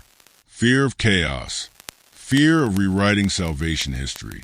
Fear of losing control over a world that still struggled to read its own Bible. The map's alleged contents. Based on the fragments collected by historians, the rumored map contained a western landmass across the Atlantic, structures resembling temples or pyramids, a coastal region labeled Terra Inconcessa, the Forbidden Land, a symbol associated with the Templar initiation rites, a note written in Latin, "Here the old gods sleep." That single phrase, if genuine, would explain everything. It would explain why the map vanished, why the Templar fleet disappeared, why their last Grand Master went to the stake with secrets he refused to speak aloud. A buried discovery too big to ignore. What did the Templars find? A lost civilization? A pre-biblical culture? Evidence of a migration pattern the church couldn't explain? Or something even more troubling, a history that didn't fit within the narrative of Adam, Noah, and the early patriarchs? Whatever it was, one fact is certain. The church sealed away the map, not destroyed it, not hidden it in a monastery, but locked it in the one place where silence is absolute, the Vatican secret archive. And the map remains there, deep beneath meters of stone, in a room that does not appear on any tour, in a drawer with no public catalog entry. A relic of a discovery the world was never meant to see. The chapter's central question. So the mystery becomes this. Were the Knights Templar not just warriors, not just bankers, but explorers of forbidden world? And if so, why did the church ensure their discovery would never shape history? What truth could redraw the map of humanity itself? This is a question that leads us into chapter 16, where the trail grows darker, the secrets grow heavier, and the Templars' greatest fear edges closer to the light. Chapter 16, the map that should not exist.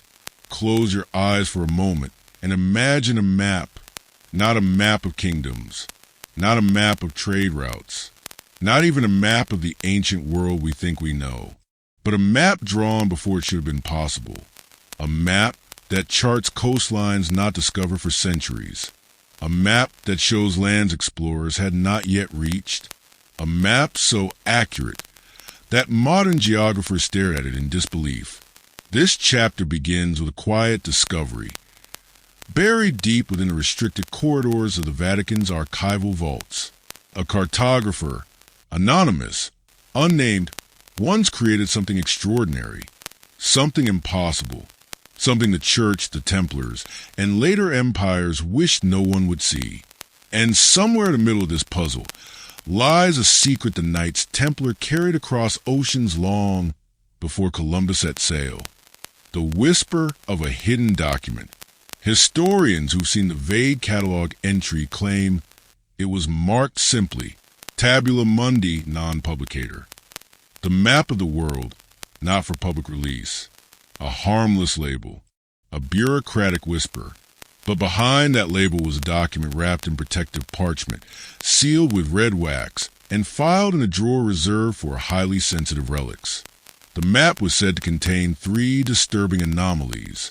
The coastline of Antarctica without ice, a detailed marking of the American eastern shore centuries early, a strange symbol, an 8-pointed star, linked only to one medieval order, the Knights Templar. If true, such a document would upend half of global history. It would imply that the Templars weren't just warriors, not just bankers, not just mystics. They were explorers, far-reaching, calculating, systematic, and they reached lands the rest of the world did not yet know existed. The Templar navigation mystery. The Templars were not sailors. At least, that's what mainstream history insists. But buried records tell a different story. Templar ports in La Rochelle, Marseilles, Acre, Templar shipyards that never appeared in royal accounts. Templar fleets unrecorded by European kingdoms. When their order was destroyed in 1307, the French king listed all known Templar ships. But dozens, maybe hundreds, were missing, vanished overnight, fled into the fog, gone without a trace. Where did they go? What did they carry? Some scholars believe the missing fleet carried treasure.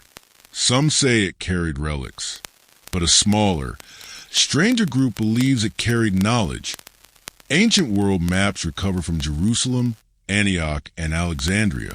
Maps older than Rome, older than Greece, perhaps even older than written history itself. If those maps were real, and if the Templars copied them, they would possess a blueprint of the pre-Ice Age Earth.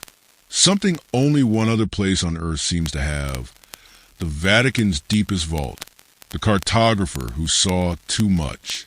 The story continues centuries later. A lonely Vatican scribe, working late, stumbled upon the map while preparing documents for a private papal review. He expected administrative filings, maybe an old correspondence, but not this. According to his unsigned testimony, the world was drawn as if seen from the heavens. No medieval perspective, no primitive coastline sketches, but clean, precise lines, the kind only possible from aerial observation or advanced astronomy. A terrifying thought crept into his mind. Who drew this and how? His notes mention the Templar symbol, a marking he recognized from confiscated church property. When he reported it to his superiors, the document was immediately sealed, moved, buried again. The scribe's access was revoked, and his notes, what little survived, were quietly filed under anomalous testimony, a map that defied time. Experts who claimed to have glimpsed descriptions of the map say it resembled ancient cartographic styles, but far more advanced. It suggested the Templars traveled global distances. They possessed forbidden ancient knowledge. They found lands others wouldn't reach for 200 to 300 years. No wonder the church locked it away. If revealed, it would challenge the timeline of European exploration. It would place Templars, not monarchs, not empires, as the true first global navigators. And worse, it would prove the church hid this fact deliberately. The final question. This chapter ends with a troubling possibility. What if the Knights Templar didn't discover new lands, but rediscovered them? What if their map was based on an even older map, one preserved since the Library of Alexandria, or even a pre-human civilization whispered about in myths? What if the map in the Vatican isn't the original, but merely a copy of a world we no longer remember?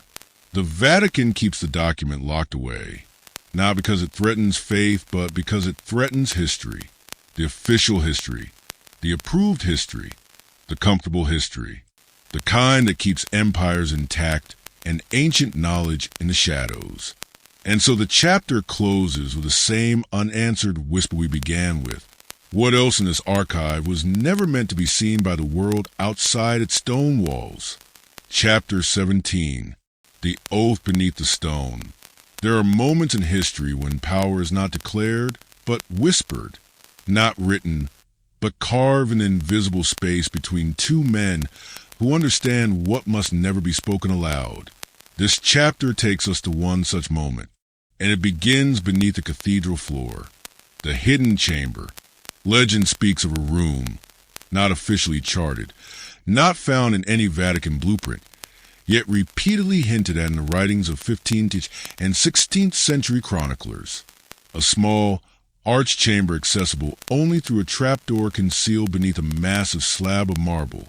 The slab itself was once part of the original Constantinian basilica, long before the Renaissance architects reshaped the Vatican skyline. Beneath it lies a circular chamber known only by one name, the Oath Room. It is said that during the centuries when the Knights Templar were hunted, interrogated, and dismantled by royal decree, this humble stone chamber became a sanctuary, not for their bodies, but for their truth, a truth that had to survive, not in the open world, but in the shadows. The last Templar envoy, according to the oldest account, in the year 1312, The year the Templar Order was officially dissolved, a lone knight traveled from France to Rome in utter secrecy. His armor was stripped of insignias. His cloak was shaved of its red cross. His name erased from records. Only one detail remains. He was described as a man who held the memory of a kingdom within him. He represented what little remained of the once powerful Templar infrastructure. Fortresses fallen, brothers captured, treasuries seized, archives burned. But what he carried was something no king could confiscate. The final oath of the Templar leadership, and the Vatican, for all its public alignment with the royal decrees, needed to hear it. The meeting no historian was meant to document. Two men entered the oath room that night. One was the unnamed Templar envoy. The other, a high-ranking Vatican official whose identity has never been confirmed, but whose influence left unmistakable fingerprints on church policy for decades after. The room was lit by 3 candles, one for the past, one for the present, one for the promise yet to come. Between them lay a single object, a sealed wooden chest, no larger than a modern briefcase, banded in iron, marked with a symbol the Vatican scribes later called the Seal of the Silent Sun. It was not a cross, not a crest, not any Christian icon. It was older, much older, a stylized disc radiating 4 lines, east, west, north, south, symbolizing knowledge that shines in every direction, yet belongs to none. The envoy placed his hand upon the chest, then upon the stone floor, then upon his own heart. This was the last oath, spoken by the surviving Templar guardians. What we carry is not a weapon to be wielded, but a truth to be protected, not for our age, but for the age when it is sought. The Vatican official, in response, placed his hand over the same seal. He spoke words that scholars believe shaped centuries of hidden policy. Then it shall be guarded not as doctrine, not as heresy, but as inheritance. The pact was sealed. The chest was surrendered. The truth it contained was never destroyed, but neither was it shared. It was placed deep within what is now the Vatican Apostolic Archive, into a section accessible only under conditions so restricted that even modern researchers whisper of it rather than speak plainly. The object of the oath. What was in the chest? No surviving record names it. Only descriptions remain, vague, cautious, deliberately obscured. A device of observation. A relic not of this world. A measure of time not known to man. A covenant of light. Some believe it was a mapping tool, something capable of tracking movements of celestial bodies with uncanny precision. Others claim it was a fragment, a piece of metal unlike medieval craftsmanship, glowing faintly when touched. A few theorists go further, suggesting it was a knowledge-bearing artifact that connected the Templars to civilizations far older than Christianity. Whatever it was powerful enough that both sides, the broken Templar Order and the ascending Vatican hierarchy, agreed on a single, extraordinary decision. No one must use it. No one must destroy it. It must simply be kept until the world was ready. The aftermath. The envoy disappeared into history after that night. No grave, no chronicle, no further mention. As if his purpose ended the moment he closed the door behind him. The Vatican official, meanwhile, initiated a series of quiet reforms. The restructuring of private archives, the sealing of certain corridors, the creation of restricted custodial categories, and the reassignment of specific guards known only as custodes silentiae, the keepers of silence. These changes formed the skeleton of what would later become the modern Vatican Secret Archive, now renamed the Apostolic Archive. The chest, it is said, was relocated multiple times.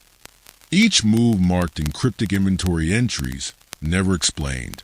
And so, centuries later, the Oath Room became a story told in echoes, a room with no official documentation, a meeting with no witnesses, a chest with no name, Yet everything about Vatican engineering, architecture, policy, and secrecy seems to trace back to that one moment beneath the stone, the unbroken oath.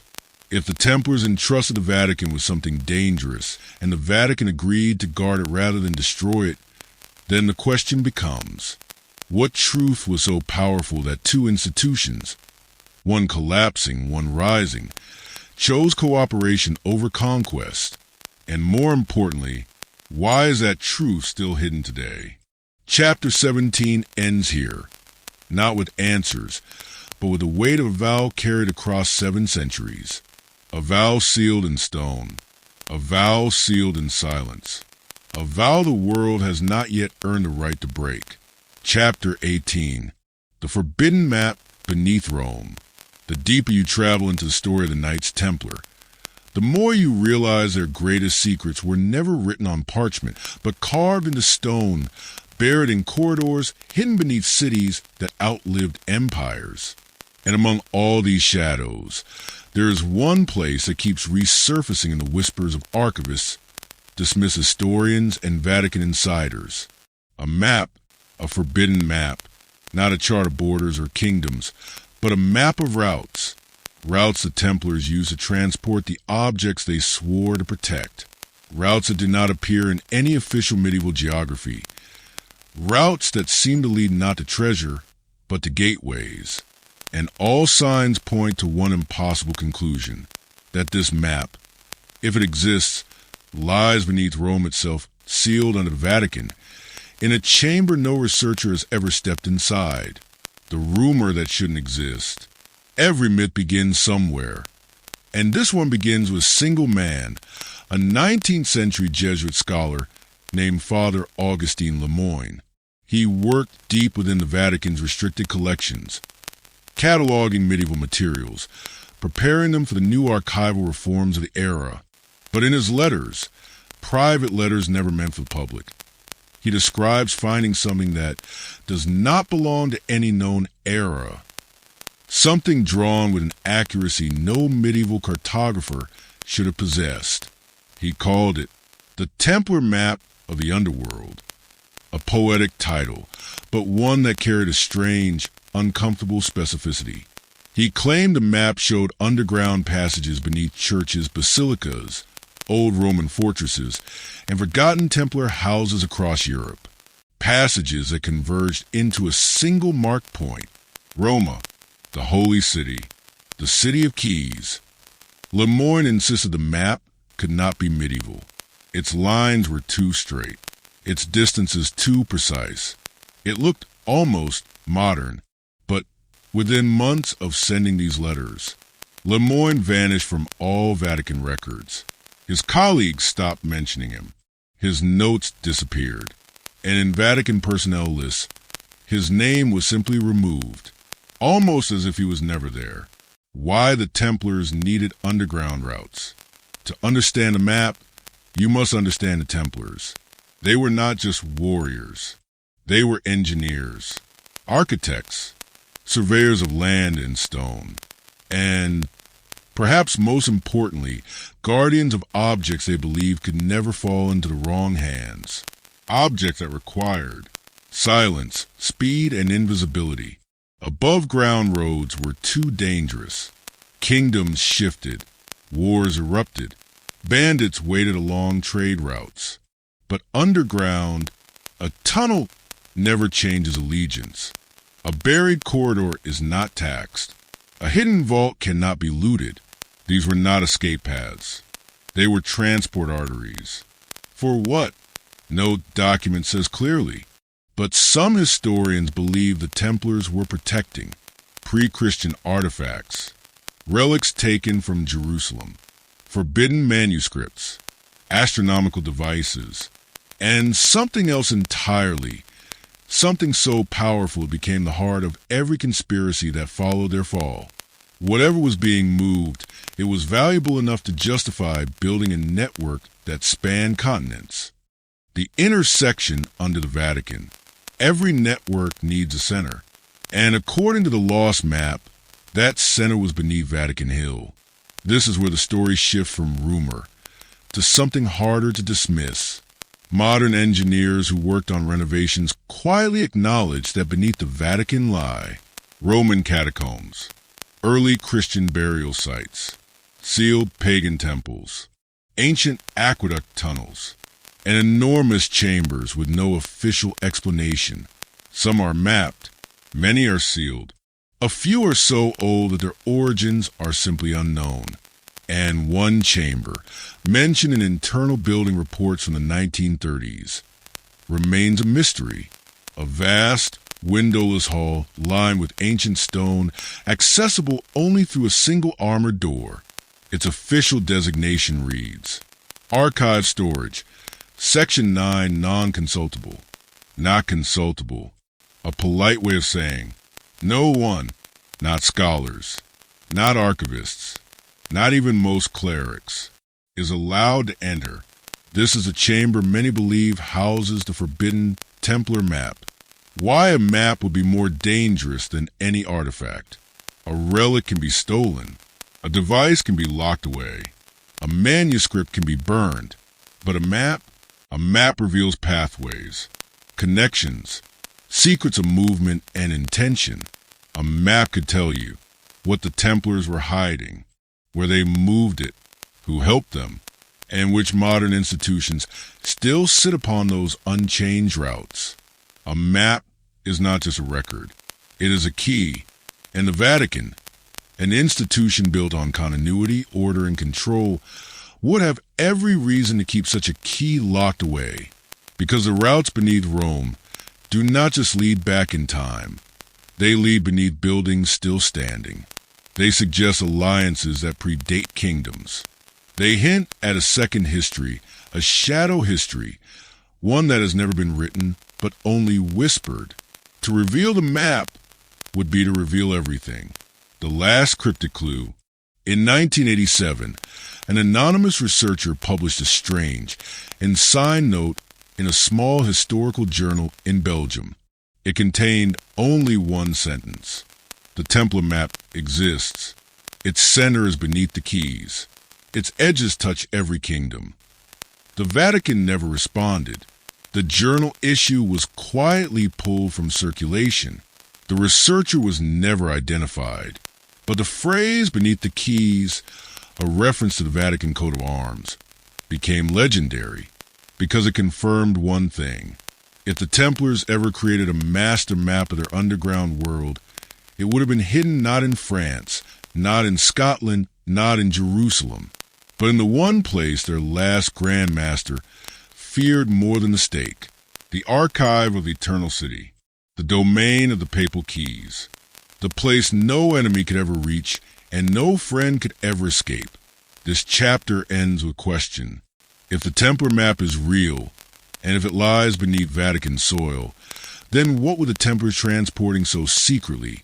And why would the Vatican choose to guard that knowledge in silence? The next chapter begins with the oldest clue the map might point to, the object the Templars believed could change the order of the world. A relic Rome needed hidden, and Jerusalem once fought to reclaim. The journey continues deeper, darker, more fragile, and the map is only the beginning. Chapter 19. The Map Beneath the Cross. The deeper you travel into the mysteries of the Vatican archives, the more you begin to understand that secrecy is rarely about hiding objects. It is about hiding connections, threads that, when woven together, reveal a picture too powerful, too destabilizing, too illuminating for those who depend on controlled narratives. And Chapter 19 begins with one such thread. A parchment map rumored to have been drawn by a Templar cartographer, a man who vanished before the last generation of knights faced their execution pyres. But this is not an ordinary map. It is not a chart of rivers and mountains, nor a guide to forgotten treasure. It is a map of access points, tunnels, shrines, mountain caverns, and pilgrimage stations, all connected by a single repeating symbol. The cross of 8 points, the ancient emblem of the Knights Templar. This symbol does not mark locations. It marks alignments, perfectly positioned along celestial pathways, pointing not to earthly wealth, but to knowledge the Church feared more than any sword. Knowledge that the Templars believed came directly from the earliest followers of Christ, perhaps even from the hidden teachings preserved in Jerusalem long before the Vatican existed. According to the stories whispered by archivists, the ones who guard documents they will never openly admit exist, the map was discovered during the renovation of a Templar commandery in southern France. It was sealed inside a limestone wall, wrapped in wax cloth, next to a fragment of a journal belonging to a knight named Guillaume de Castelnau. His handwriting trembled with urgency. If these crossings are found, the door must never fall into the hands of those who mistake power for truth. What door was he warning about? Scholars who studied the fragment in secret believe the crossings, the points marked on the map, create a geometric pattern known in esoteric writings as the path of the morning star, a configuration said to reveal the true origin point of the Templar mission, not as warriors, not as bankers, but as seekers, carriers of a knowledge older than Rome, older than the Crusades, older even than the Church's earliest creeds. One section of the map, a faint grid near the bottom, has been interpreted as a coded message. The beginning is in the ending, and the ending is in stone. Some believe this refers to the Temple Mount. Others think it marks the location of a sealed Templar vault in Portugal. But a growing number of researchers argue something far bolder, that it points to an object hidden inside the Vatican itself, a relic or manuscript carried back from Jerusalem during the very first crusade and quietly absorbed into the Church's private memory. If this interpretation is true, then the Vatican archives do not merely store records of the Templars. They store a key the Templars themselves once used, a key capable of unlocking the reason they rose so quickly and why their fall was engineered with such ruthless precision. The most intriguing part of Chapter 19 lies in the testimonies of modern archivists. One, whose identity is never revealed, described a sealed drawer beneath a cabinet in the Archivio di Stato Vaticano. Inside it, he claims, is a parchment with the same 8-pointed cross used by the Templars, drawn in dark red ink that modern analysts believe may contain traces of iron oxide from the soil of Jerusalem. This drawer, he says, is chained shut with a lock that predates the archive itself. Who locked it? Who is allowed to open it? And why has its existence never been acknowledged in any public catalog? The archivist answers only with a whisper, because the map is not a location. It is a warning. A warning to whom? To kings? To popes? To anyone who dares to seek knowledge without understanding the cost of carrying it? As this chapter draws to its slow, heavy breath, we return to Guillaume de Castelnau's final line. Do not follow the star unless you are willing to see what stands behind its light. It is a line that trembles with both fear and devotion, a line that suggests the Templars uncovered something that altered their understanding of faith, authority, and origins, something they believed should never fall under the control of any single throne, spiritual or earthly. And as we step out of Chapter 19, one truth becomes clear. The map beneath the cross is not just a relic. It is a question the Vatican has chosen not to answer, and the Templars died protecting. Chapter 20, the Templar seal hidden in the papal shadows. The deeper you go into the Vatican's timeline, the more you begin to notice something unusual, a symbol that appears, disappears, and reappears again as if it's following you. A symbol the Church never openly condemned, never openly embraced, but quietly allowed to live in the corners of its history. A symbol that once belonged to the most feared and respected brotherhood on earth, the Knights Templar. But this is not the Templar cross you see in Hollywood posters, not the red emblem stitched on battle-worn tunics. This is different, older, more guarded. A seal, carved in wax, etched on iron, copied on parchment. A seal that speaks a language the Vatican once pretended not to understand. And in this chapter, we open the door to the seal's forbidden journey. The seal that should not exist. Most official Templar seals are well documented. The two knights riding one horse, the dome of the Holy Sepulchre, the Agnus Dei. But there's another seal, one rarely mentioned in mainstream histories, a seal historians quietly avoid discussing too deeply, because its existence raises questions the church never wanted to answer. It depicts a cross surrounded by 12 cryptic symbols, a circle divided into 4 ancient astronomical quadrants, and at the center, markings that resemble Hebrew, Greek, and a third script still unidentified. This seal should not exist. Templars were warriors, bankers, monks, not mystics fluent in 3 forgotten alphabets. So why does it appear? Why in so many layers? Why in so many places where it shouldn't? The seal's first appearance, a forbidden moment. Chroniclers speak of a single moment so delicate, so buried that only a few surviving lines mention it. A meeting between the Grand Master of the Templars and a senior Vatican emissary behind the closed doors of the Lateran Palace.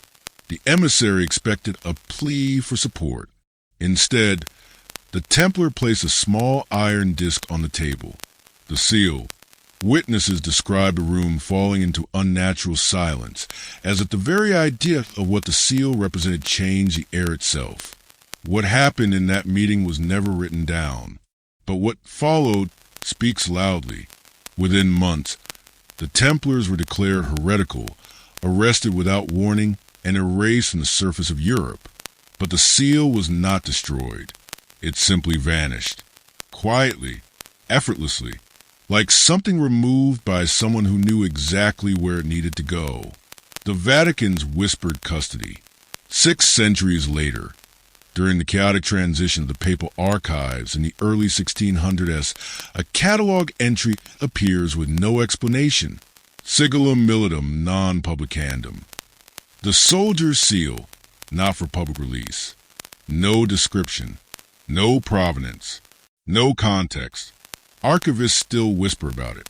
Some say it sits in a climate-controlled drawer in the deepest restricted chamber. Some say it was returned to a private vault beneath Castel San Angelo. Some even believe it never physically existed. That the entry itself is a clue, a placeholder for a story too dangerous to write in plain language. But the seal reappears again in letters exchanged between Jesuit historians in the 18th century. They discuss a Templar contraption, a device of encoded celestial origin, and a symbolic map pass between worlds. Once again, the seal isn't named outright, but the description is unmistakable. Why the Vatican cares about a piece of iron? To understand this, you must understand what the seal actually was. It was not merely a stamp, not a decorative emblem. It was a key, a cipher, a star chart, a navigational code, a theological puzzle box, a device that could unlock knowledge that predated Christianity, predated Rome, perhaps predated recorded civilization itself. The Vatican feared it because, if the Templars had access to this knowledge, it meant someone gave it to them, and that someone was not the Church. A seal that points beyond Earth. Modern researchers who reconstructed sketches of the seal noticed something astonishing. The astronomical quadrants do not match medieval star maps. They match the sky as it appeared 14,000 years ago, long before recorded history, long before organized religion, long before the first known civilizations. So how did medieval military order acquire a map embedded in a seal charting a sky from a world of ice? Either the Templars invented it, impossible, or they discovered it, somewhere or from someone the Vatican could not publicly acknowledge. Which answer was worse? For the Vatican, both. And so the seal was quietly folded into the archives, not destroyed, not hidden, just filed away under silence. The seal's most dangerous implication. If the seal truly held ancient cosmological information, then it suggests the Templars were not just guardians of the Holy Land, but guardians of knowledge the Church could never control. And if that knowledge contradicted the official story of creation, the hierarchy of heaven, the origin of angels, or the foundations of biblical cosmology, then the entire structure of medieval theology would have been shaken. The Vatican chose stability over revelation, order over curiosity, silence over risk, so the seal disappeared. But legends say either the Templars invented it, impossible, or they discovered it somewhere or from someone the Vatican could not publicly acknowledge. Which answer was worse? For the Vatican, both. And so the seal was quietly folded into the archives, not destroyed, not hidden, just filed away under silence. The seal's most dangerous implication. If the seal truly held ancient cosmological information, then it suggests the Templars were not just guardians of the Holy Land, but guardians of knowledge the Church could never control. And if that knowledge contradicted the official story of creation, the hierarchy of heaven, the origin of angels, or the foundations of biblical cosmology, then the entire structure of medieval theology would have been shaken. The Vatican chose stability over revelation, order over curiosity, silence over risk, so the seal disappeared. But legends say a copy existed, and not all copies were captured. Conclusion: a seal waiting for the right moment. The story of the Templar seal is not the story of an artifact. It is the story of a question too dangerous for the Middle Ages, too destabilizing for the Renaissance, perhaps too transformative even for our time. What did the Templars find that made the world's most powerful religious institution erase the most powerful military order it had ever created? The Vatican archives won the battle of silence, but they did not win the war. Because as long as the seal is whispered about, as long as its symbols survive in dusty catalogs, as long as scholars chase its shadow, the truth still breathes. And it is only a matter of time before someone, somewhere, opens a file that was never meant to be opened. Chapter 21. The silent corridor of sealed testimonies. Let the pace slow, let the lights dim, and listen to the quiet sound a secret makes when it has been hidden for too long. Because chapter 21 does not begin with a discovery. It begins with an absence. A long, cold corridor in the Vatican archives, where the shelves do not merely hold documents, they hold decisions, and every decision has a consequence. The corridor no scholar talks about. There is a section of the Vatican Apostolic Archives that even seasoned researchers hesitate to describe, not because it is forbidden, not because it is supernatural, but because it is barely acknowledged at all. Archivists call it, with their careful, bureaucratic vocabulary, La Sesión del Testimonians Reservate, the section of reserved testimonies. It is not a myth. It is not a rumor. It is quite literally a hallway, a long, narrow, temperature-controlled corridor, lined with steel drawers, not shelves. Drawers that contain not manuscripts, but testimonies, confessions, depositions, sworn statements, and sealed accounts from men who witnessed events the Church was not prepared to explain. Some drawers are labeled, many are not, and among these silent compartments lie the testimonies connected to the Knights Templar, not the ones read publicly at their trials, not the sensational accusations written for political theater, but the ones whispered, the ones delivered secretly, the ones collected behind closed doors where fear spoke louder than truth. These are the testimonies no one was meant to hear. The testimonies the Church chose not to burn. During the official dissolution of the Templars in the early 1300s, hundreds of testimonies were given. Most people assumed they were destroyed, hidden, or altered. But the truth is stranger. The Church kept everything, not because it wanted to expose the Templars, but because it feared what these testimonies contained. Some spoke of treasures, some spoke of rituals, some spoke of knowledge that predates Christianity itself, and some spoke of encounters that had no place in medieval theology. The church could not destroy these testimonies. They were written by bishops, priests, nobles, and respected commanders. So instead, they were filed away, preserved, protected, and sealed, not to rewrite history, but to prevent history from breaking. The drawer with no title. Every corridor has a center, a focal point, a place where the silence thickens. In this corridor, it is a single unmarked drawer. One archivist, now retired, once described it anonymously. If the archive has a heartbeat, it beats inside that drawer. Inside it are a set of testimonies known only by their internal code, T47. No names, no dates, just the word confidential. Researchers who have seen redacted versions describe them with unease, not because they are shocking, but because they are consistent. Multiple Templars describing the same event, the same visitors, the same blinding light that appeared during a night of ritual prayer in the Levant. Some described it as an angel, some as a weapon, some as something not made by God nor by man. A commander from Acre described, "It knew our names before we spoke them." Another wrote, "It carried the sound of thunder inside a human voice." None of these testimonies were used in the official accusation because they made no political sense. They could not be used to condemn the Templars, nor could they be used to defend them. So they were locked away, not because they were false, but because they were unmanageable. Truth can be inconvenient, but some truths are destabilizing. The corridor is a message. Modern historians look at documents, but the archive, if you know how to read it, reveals more than words. It reveals patterns, choices, silences, and the silence of this corridor is not accidental. It is deliberate, purposeful, calculated. These testimonies are not hidden because they were embarrassing.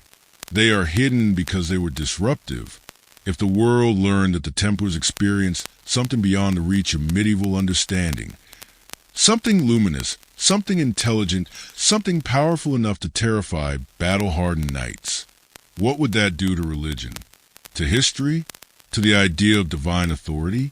What happens when a secret is too big to discredit and too dangerous to reveal? You archive it. You lock in a drawer. You put that drawer in a corridor. And then you pretend the corridor doesn't exist. The whisper that reaches across centuries. Every archive has a soul, and the Vatican's is made of memory. But memory, no matter how carefully sealed, still leaks. A rumor here, a scholar's note there, a forgotten reference in a footnote. That is how the world learned of the Shinon parchment. And that is how it may, one day, learn the full content of T47. Secrets cannot remain silent forever, even when they're locked in steel drawers behind sealed doors in a corridor that is never discussed. Because truth has a strange habit. It whispers, softly, patiently, persistently, until someone listens. And chapter 21 ends with a question, not an answer. If the Knights Templar encountered something extraordinary, something the church still fears to acknowledge, what else lies waiting in the drawers that remain unopened? The forbidden ritual of the Templars. The Vatican archives are quiet at night, too quiet. The silence inside those stone corridors feels older than Christianity itself, like a presence that has learned to watch but never speak. And on this night, as our narrative returns to the Templars, that silence becomes a doorway, leading us into a truth the church has buried for centuries. Because chapter 22 is not about books locked in shelves, not about relics sealed in vaults. It is about something far more unsettling, a ritual the Knights Templar practice in absolute secrecy, one the Vatican still fears to acknowledge. A ritual that was never written, only whispered, never performed openly, only enacted behind fortress walls under moonless skies. And according to archived testimonies, it was a ritual powerful enough to terrify medieval popes into declaring the Templars heretics. Yet historians who have peeked into censored files insist this ritual was not dark sorcery. It was something else, something the Church could not explain. Let us step deeper. The Night of the Split Moon, a hidden Templar tradition. For centuries, historians believed the Templars held standard Christian ceremonies: Mass, confession, prayer, initiation. But buried within Vatican testimony transcripts is a phrase repeated over and over again by interrogators. Tell us of the Night of the Split Moon. Every Templar captured in France was questioned about this. Every one of them denied it at first, but under torture, when the Vatican pushed them beyond endurance, some finally broke. What they described was not a demonic ritual, not a pagan practice, but something unlike any known Christian rite. A ceremony that took place only once every 7 years. A ceremony that required absolute silence. No torches, no chanting, no choir, just the moon and the brothers. And then came the most worrying part. We faced the east and spoke the words no priest had taught us. The words themselves are blacked out in the surviving transcripts. Entire lines replaced with thick strokes of ink, as if the Vatican feared the syllables themselves. And on the margins, one cardinal wrote a phrase that still chills scholars today. These words, they do not belong to this world. The Circle of 13. The ritual required precisely 13 nights. Not 12, not 14, only 13. The number alone scandalized a medieval church. 13 symbolizing betrayal, the Last Supper, the number that foreshadowed doom. But the Templars did not see it that way. In a deeper deposit within the Archivum Secretum, a partially restored scroll describes a ritual arrangement. 12 knights standing in a perfect circle, the 13th standing at its center, hands on the hilt of their swords, and faces lifted toward the night sky. One historian who analyzed the diagram noted, "This is not Christian symbolism. This is celestial geometry. The configuration matches star charts from the Middle East, not European liturgy. So what were the Templars doing? And why were they using star alignments learned from ancient civilizations, Babylonian, Egyptian, perhaps even older? The light that descended." One of the most disturbing testimonies in the Vatican record belongs to a knight named Jean de Moreau. Under relentless interrogation, he finally whispered. When the words were spoken, the sky responded. The inquisitor asked, "What do you mean?" Jean answered, "A light descended. Not fire, not star, but a light that moved with intention." The interrogators accused him of blasphemy, of describing an angelic manifestation he was not worthy to witness. But Jean insisted this was no angel. It was older than angels. It watched us and waited. After that line, the transcript abruptly ends. A Vatican note attached reads, "Testimony terminated. Too dangerous. Seal." Whatever Jean saw, it was enough to terrify the Church. Why the ritual terrified the Vatican? If the ritual was innocent or merely symbolic, the Church would not have responded with such violence. But the more scholars reconstruct from redacted files, the more clear it becomes. The ritual threatened the Church not because it was evil, but because it was powerful. The Templars were not summoning demons. They were accessing a knowledge Rome could not control, a knowledge inherited from the East. From ancient astronomer priests, from Babylonian watchers, from civilizations that studied the heavens long before the Bible was written. This was forbidden, not because it contradicted Christ, but because it bypassed the Church's authority. If a knight could stand beneath the sky and receive insight, vision, or power directly, why would he need Rome? Why would he need a pope? A bishop? A priest? This ritual was spiritual independence. It was direct communion, and the Vatican could never allow that. The strange object at the center of the circle. Another fragment from a hidden manuscript mentions an object placed at the feet of the 13th Knight. Only one clue was given. It was smooth black and reflected no light. It was not metal, not stone, not wood, and under thermal scanning in 1999, the pages containing this description reveal faded annotations, possibly meteoric, origin uncertain, retrieved in the Holy Land. Researchers familiar with ancient relics suggest this could have been a meteoric iron fragment used for divination, a piece of a pre-Christian sacred stone, or something far stranger, an object that responded to starlight. Whatever it was, the Templars believed it activated only during the ritual and only when a split moon appeared, meaning a night when clouds divided the moonlight into two distinct beams. Coincidence? Symbolism? Or something astronomical and precise? Nobody knows. The object has vanished. Not even the Vatican admits to storing it. The ritual's true purpose. When the puzzle pieces are assembled, from censored confessions, from surviving Templar journals, from Eastern manuscripts, one conclusion emerges. The ritual was not worship.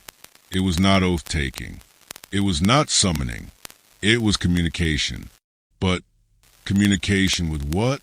The Templars believed they were connecting to an ancient intelligence, a source of wisdom that had guided priests, kings, and seers throughout human history. The Church labeled it heresy, but the Templars insisted. It is the origin of all light.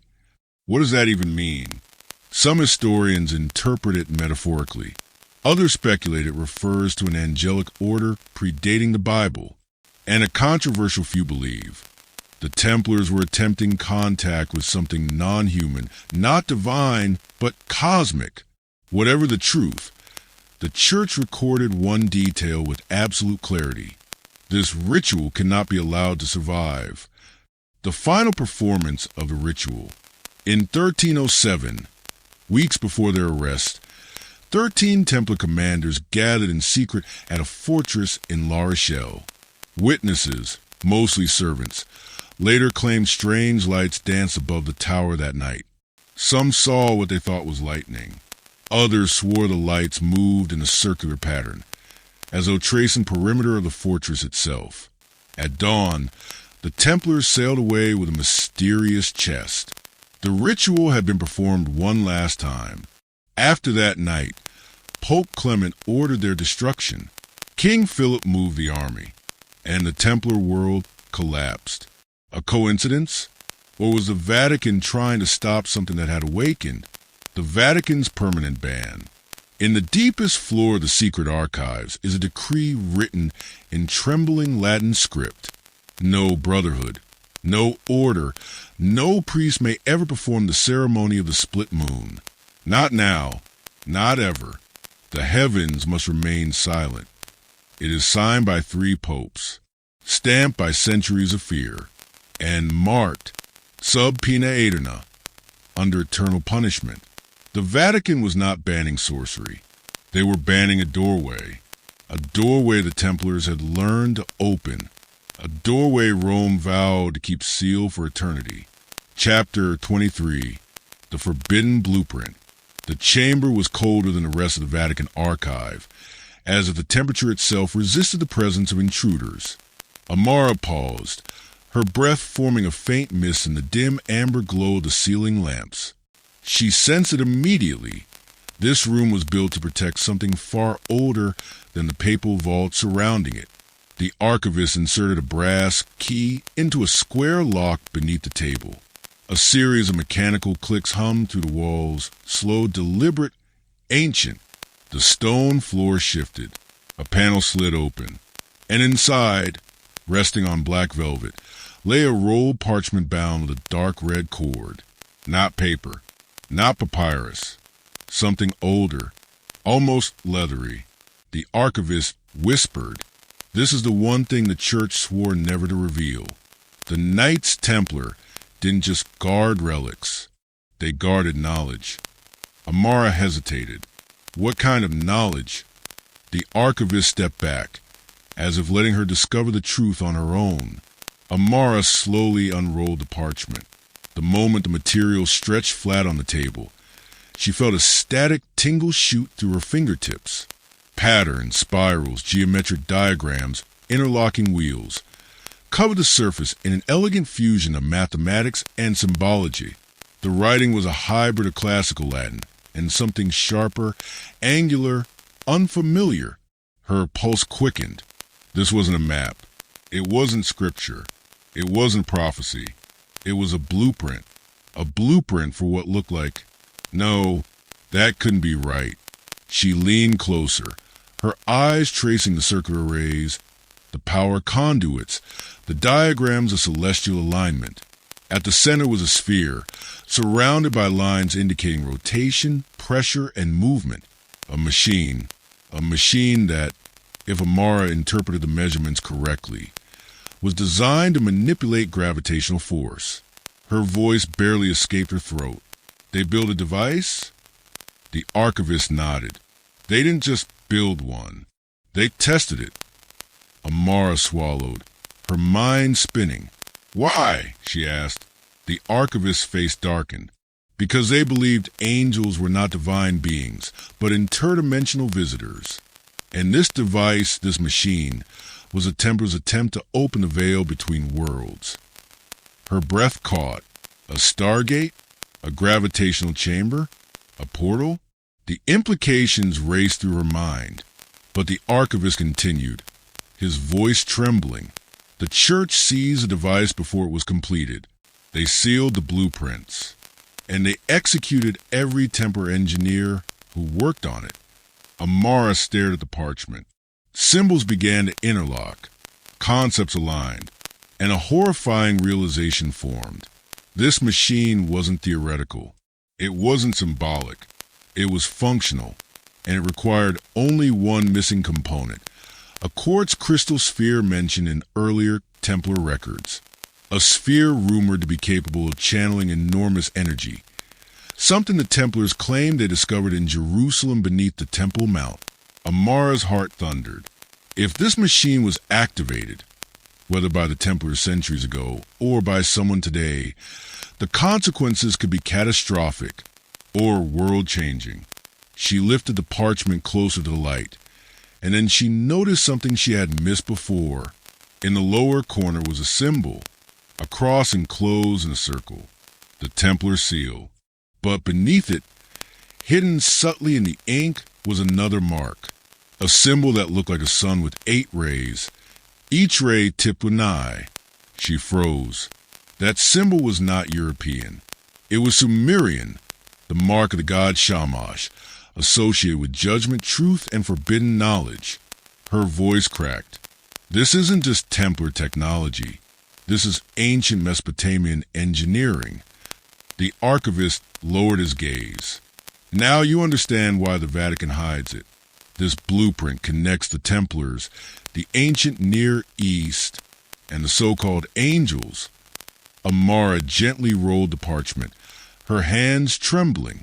This was no longer a historical investigation, no longer an academic pursuit, no longer an archival mystery. She was holding the missing link between ancient civilizations, the Templars, and the forbidden truths buried by the Church. The archivist spoke again, this time with urgency. Retrieve the crystal sphere, and the machine can be completed. Amara looked up sharply. Wait! You think someone still has a sphere? The archivist didn't blink. I know who has it. Amara felt the air thicken around them. And if they activate the machine, the archivist whispered, we will witness something the world is not ready to see. The lights flickered. A faint tremor rippled through the floor. Somewhere outside the chamber, something metallic echoed. Amara closed her eyes. The hunt for the truth had changed. This was no longer about hiding the past. This was about preventing the future. And someone, somewhere, was already trying to finish what the Knights Templar started. The archives that were never meant to open. The storm over Rome had begun hours earlier, a low, rolling growl that felt less like weather and more like a warning. The Vatican walls, ancient, unmoving, eternal, seem to swallow the thunder and return nothing.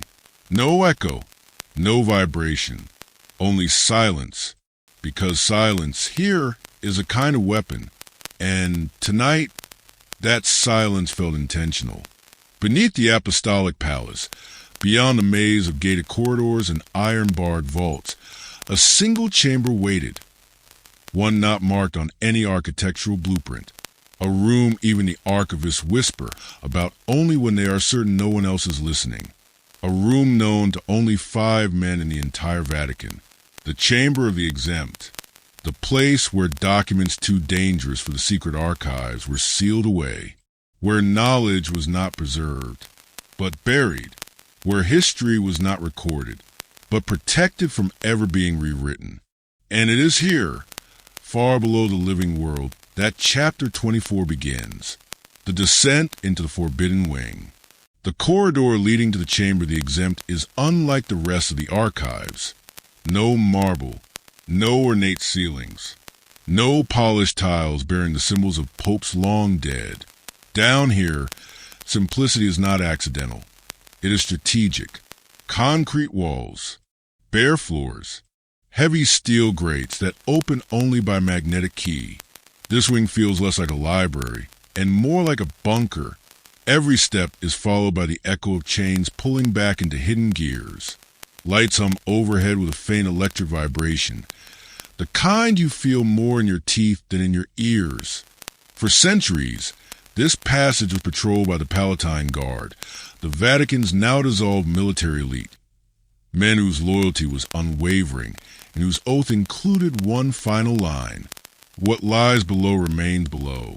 Even after the order was disbanded, a handful of its descendants continue the tradition. They do not wear uniforms. They do not appear in Vatican directories, but they still watch these halls in silence, because down here lies the one truth no pope once uncovered. There are archives inside the archives, vaults inside the vaults, secrets hidden inside the secrets, the door without a name. At the end of the corridor stands a door unlike any other, not wood, not steel, not stone, a slab of black volcanic glass, smooth, reflective, seamless, mounted into the wall with impossible precision. It looks ancient, yet uniged, cold, yet alive with a faint internal shimmer. But what makes this door different, what makes it unsettling, is the absence of a handle. There is no keyhole, no lock, no hinge, only a single Latin phrase carved so shallowly it is almost unreadable. Quod apertum non clauditur. What is open cannot be closed. Scholars have debated its meaning for generations. Some call it a warning, others call it prophecy. But to the men sworn to guard this place, it is a command. Beyond this door lies knowledge that cannot be sealed again once seen. Knowledge that rewrites faith, civilization, and the origin of the power structures protecting both. Inside the Chamber of the Exempt, when the door slides open, silent, effortless, it reveals a chamber that feels more like a crypt than an archive. Cold air drifts out in a slow wave, not the cold of temperature, but the cold of absence. The room beyond is circular, with walls lined in stone alcoves arranged like the interior of a colossal clock. Each alcove contains a sealed container, some metallic, some stone, some carved from materials no modern expert can identify. But the centerpiece of the chamber draws the eye immediately. A pedestal, octagonal, ivory white, but not made of ivory, smooth, but not crafted by human hands. Upon it rests a single artifact, the reason the Knights Templar died, the reason entire books of scripture were erased, the reason the Vatican rewrote history. A codex bound in gold leaf, its pages shimmering with microscopic symbols that look more like circuitry than writing. The Templars called it the architect's manuscript. The Vatican calls it the anointed mechanism. But older records hidden far deeper, refer to it by a different name. The first design, a blueprint not of Earth, but of the human species itself. Why this chamber exists. Most people believe the Vatican archives hide forbidden books or dangerous relics. But this room was built for something far more delicate. Ideas, possibilities, truths that could destabilize entire civilizations. For centuries, popes and councils argued over what belonged in this chamber. But the rule eventually became clear. If a discovery threatened the foundations of human belief, no matter how real, no matter how proven, it was locked here, not destroyed, not ignored, contained, because destruction erases evidence. But containment preserves power, and power, in the Vatican's eyes, is not meant to be shared, only inherited. The manuscript no one is allowed to translate. On the pedestal, the codex seems to respond to movement, its metallic pages catching even the faintest light and bending it in impossible angles. Scholars who have seen it say the symbols do not remain still, that they shift when not being observed, that they rearrange themselves into patterns resembling celestial maps, then biological diagrams, then instructions for creation. One Templar record, fragmented, incomplete, but chilling, claimed, "It shows not who made us, but how." Another account from a Vatican archivist wrote, "If decoded, the book could fracture the world, because the manuscript doesn't simply document the origins of faith. It documents the mechanisms behind life itself. A device disguised as a book disguised as a warning disguised as a relic, the Templar seal of silence. This chapter, the one you're reading, is a moment the story finally reveals why the Knights Templar were hunted, tortured, erased. They did not fall because of greed. They did not fall because of heresy. They fell because they discovered this room. More importantly, they discovered what was inside it, and they tried to reveal it. A secret so potent that kings, popes, and empires united not to understand it, but to bury it. The Templar archives claim they found the manuscript during an excavation beneath the ruins of the First Temple, in a chamber older than any recorded civilization. Some historians argue that the Templars misinterpreted what they found. Others argue they understood it perfectly. But all sides agree on one thing. The Vatican wanted it. And once the Vatican had it, they made sure no one else ever would. The manuscript's most dangerous revelation, although no complete translation exists, or at least none that has ever been revealed. There is one passage repeatedly cited by early Vatican scholars before access to the manuscript was restricted. A passage describing a being of light descending during mankind's infancy, a transfer of knowledge made not through speech, but through design, a mechanism placed within humanity itself, genetic, spiritual, or both, a cycle of return whenever the world reaches a critical threshold, whether metaphorical or literal. The implications terrified the early church, because if humanity was designed, then the church does not own that design. If humans were engineered, then religious authority becomes irrelevant. And if a cycle of return exists, then the Vatican's greatest fear is not being replaced, but being bypassed. Why this chapter matters. This chapter, chapter 24, represents the turning point of the entire story. The moment when the audience finally sees what the Vatican feared. Not demons, not relics, not pagan gods, not fallen angels, but knowledge. Knowledge that rewrites everything. Knowledge that shows the Templars were not protectors of gold, but protectors of truth. Knowledge that explains why the Vatican's archives contain miles of shelving, yet only a handful of stories ever see the light of day, because the most dangerous secret the Vatican guards is not an object, it is an explanation of life, of origin, of creation itself. The chapter's final image. A dim light flickers across the manuscript. The symbols shift, slowly, intentionally, forming a pattern resembling a human spine, then a brainstem, then a double helix, as if the book is aware, as if it recognizes the presence of a viewer, as if it is waiting, because the manuscript is not a relic. It is a device designed to awaken.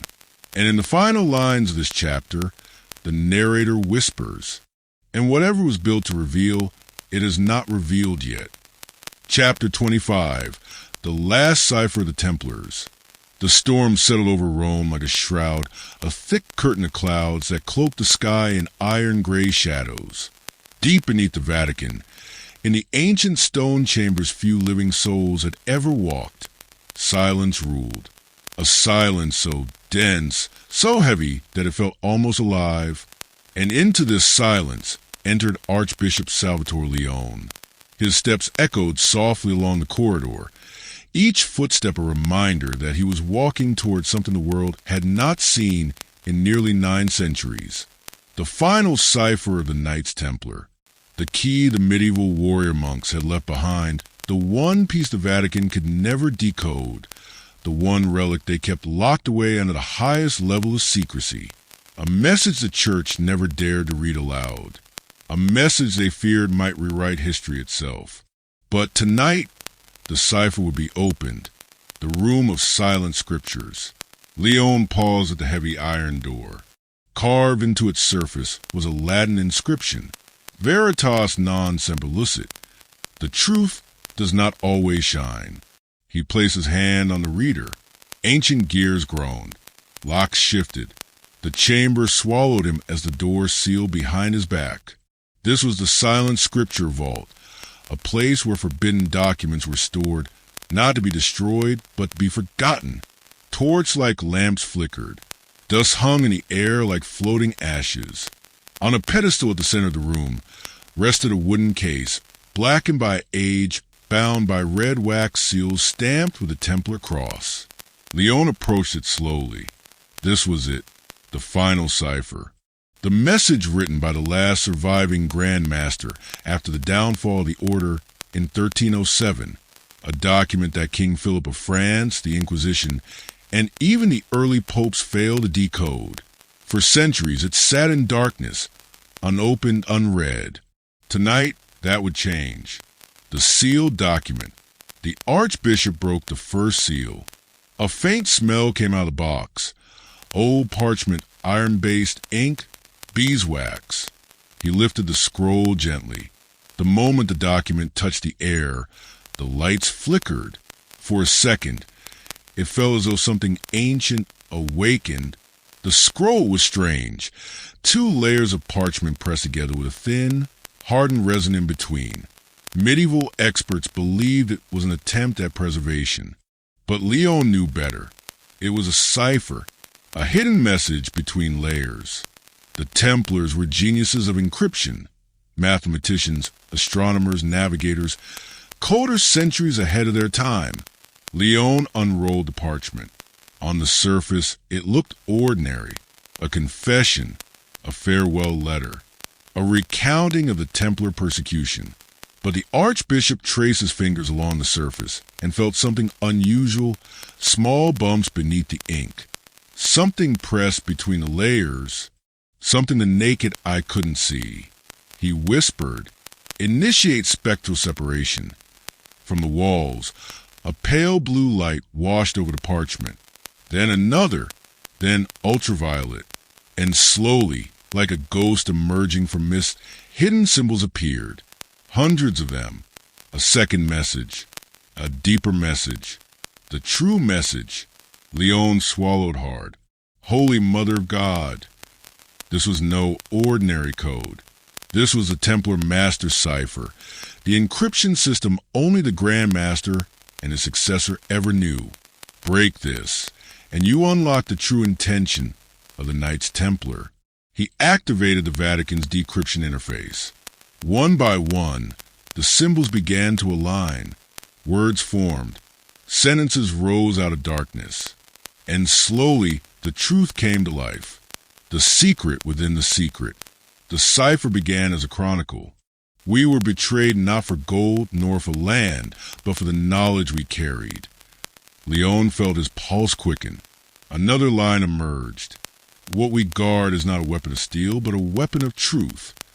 A weapon of truth? The room felt colder. The next part shook him more. We discovered the writings beneath the Temple Mount and saw the world as it truly is, not as kingdoms pretended to be. Leon stepped back. This was referring to the Temple Scrolls, the rumored secret documents the Templars found during their excavations in Jerusalem. Writings older than the Bible, older than recorded history. Writings that contradicted the narrative the medieval church promoted. But the cipher went even deeper. The church feared what we uncovered not because it was false, but because it was true. A chill ran through Leon's bones. The Templars were not rebels. They were not heretics. They were witnesses. Witnesses of something so ancient, so powerful, that the early church had buried it under centuries of silence. Leon leaned forward, breath trembling. The next line shifted tone, less historical, more alarming. We leave this final message to the age that comes after the great silence, when power begins to crack and truth demands to breathe again. He whispered, this prophecy is describing our time, the church losing influence, secrets leaking, hidden archives threatened by technological transparency. It all matched. He continued, the warning, the cipher changed. Symbols now produce sharper, urgent words. Beware the guardians who turn into jailers. Beware the protectors who became kings.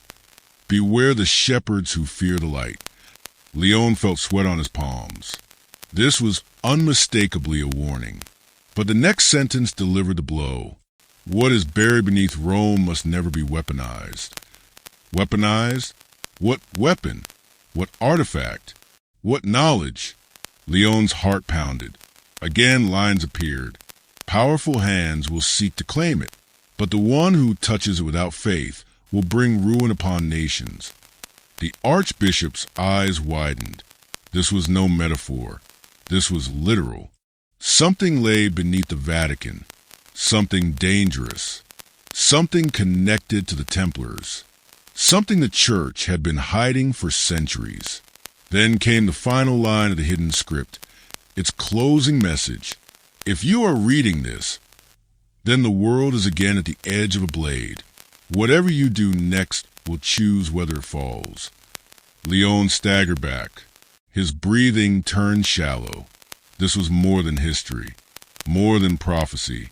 This was instruction, and he was now the only living man who had read it. What the church feared most. He slowly rolled the parchment back, mind racing. The Templars had not been destroyed for money, not for political rivalry. They were destroyed because they knew too much. Knowledge so old, so disruptive, that kings and popes united to erase it. Leon whispered, so the weapon is not a sword, but a truth. But what truth?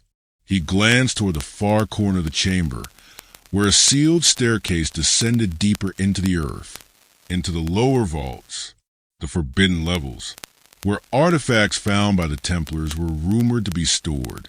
The cipher's warning echoed in his mind. What is buried beneath Rome must never be weaponized. And suddenly, he understood. The final cipher was not the message. It was a map, a guide, a direction. The Templars were pointing to something hidden below the Vatican, something the church locked away because it was too dangerous for the world, something capable of reshaping everything humanity believed. Leon approached the staircase slowly. At its entrance, a faint light glowed, motion activated by his approach. Cold air drifted upward. Ancient air. He whispered, "Forgive me, Lord, but the time for silence has passed." And with that, he stepped into the darkness, following the path the Templars had left 9 centuries earlier. The final cipher now burned in his memory. The truth awaited below, and the world had no idea what was about to be revealed. Chapter 26. The map beneath the marble. The night settles over Vatican City, like a velvet shroud, silent, heavy, watchful. The streets empty, the lights dim, the guards rotate positions with military precision. And deep beneath the surface, far below the echoing basilicas and polished marble corridors, lies a room almost no one knows exists. A room carved into stone centuries before the Renaissance ever breathed life into Europe. A room the Knights Templar themselves once walked through. And tonight we step into it. The descent beneath the archives. The chapter opens with a narrator guiding us down a series of ancient stairwells, far older than the modern Vatican archives.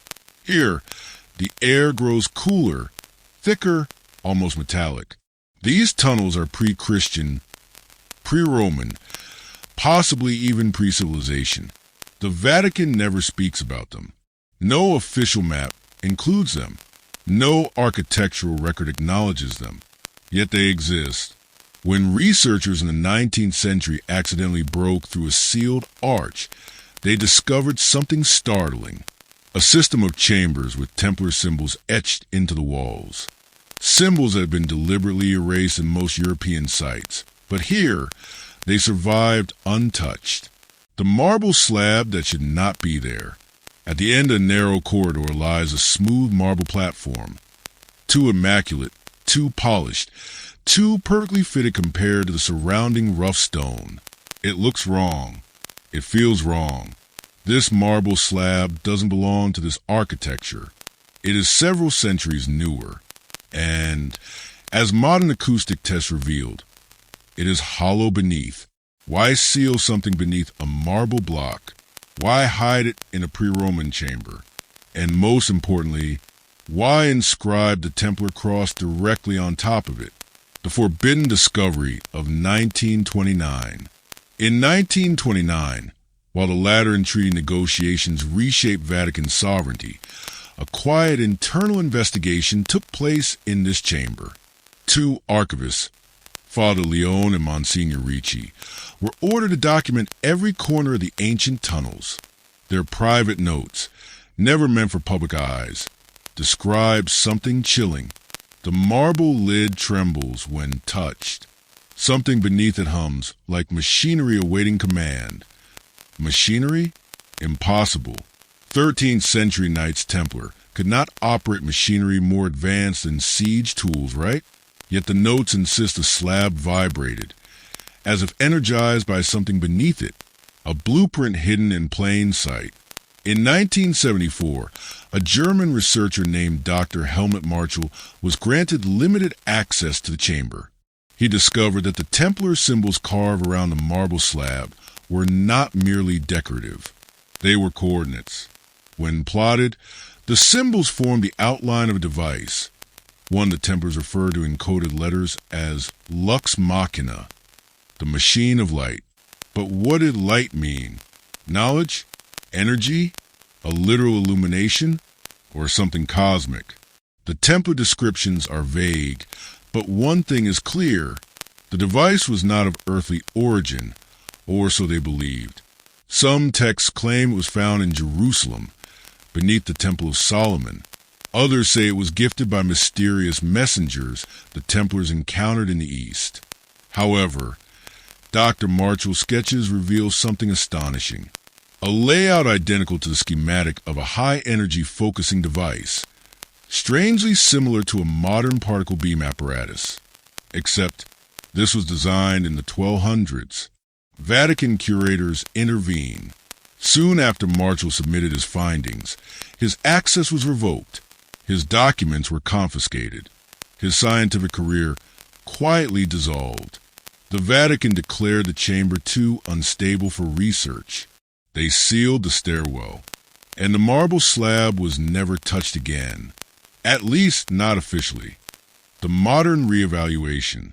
Whispers resurfaced in 2014 when a new safety inspection team scanned the chamber with non-invasive equipment. Their report, which leaked briefly before vanishing, noted metallic density beneath the slab, circular components arranged in a ring, anomalous energy readings, a metallic ring, buried beneath Vatican City. exactly where the Templars left it. What kind of weapon or device could survive 7 centuries sealed beneath stone? Why is it still emitting energy? And if the Vatican knows this, does the Church fear what the device could do? Or what it could reveal? A mystery that demands answers. This chapter ends with a powerful closing image. The marble slab, silent, cold, untouched for centuries. Yet beneath it, a forgotten device still hums, waiting, watching, whispering through the stone. The Templars guarded it. The Church buried it. And the world has no idea it exists. What kind of relic forces an entire global institution to hide it beneath marble and myth?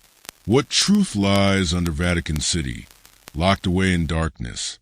And what would happen if it were ever activated again? Chapter 27. The Shadow Conspiracy Inside the Church. The Vatican at night is a world wrapped in silence. The tourists are gone, the lights dim, and the halls of power seem to exhale a long, tired breath.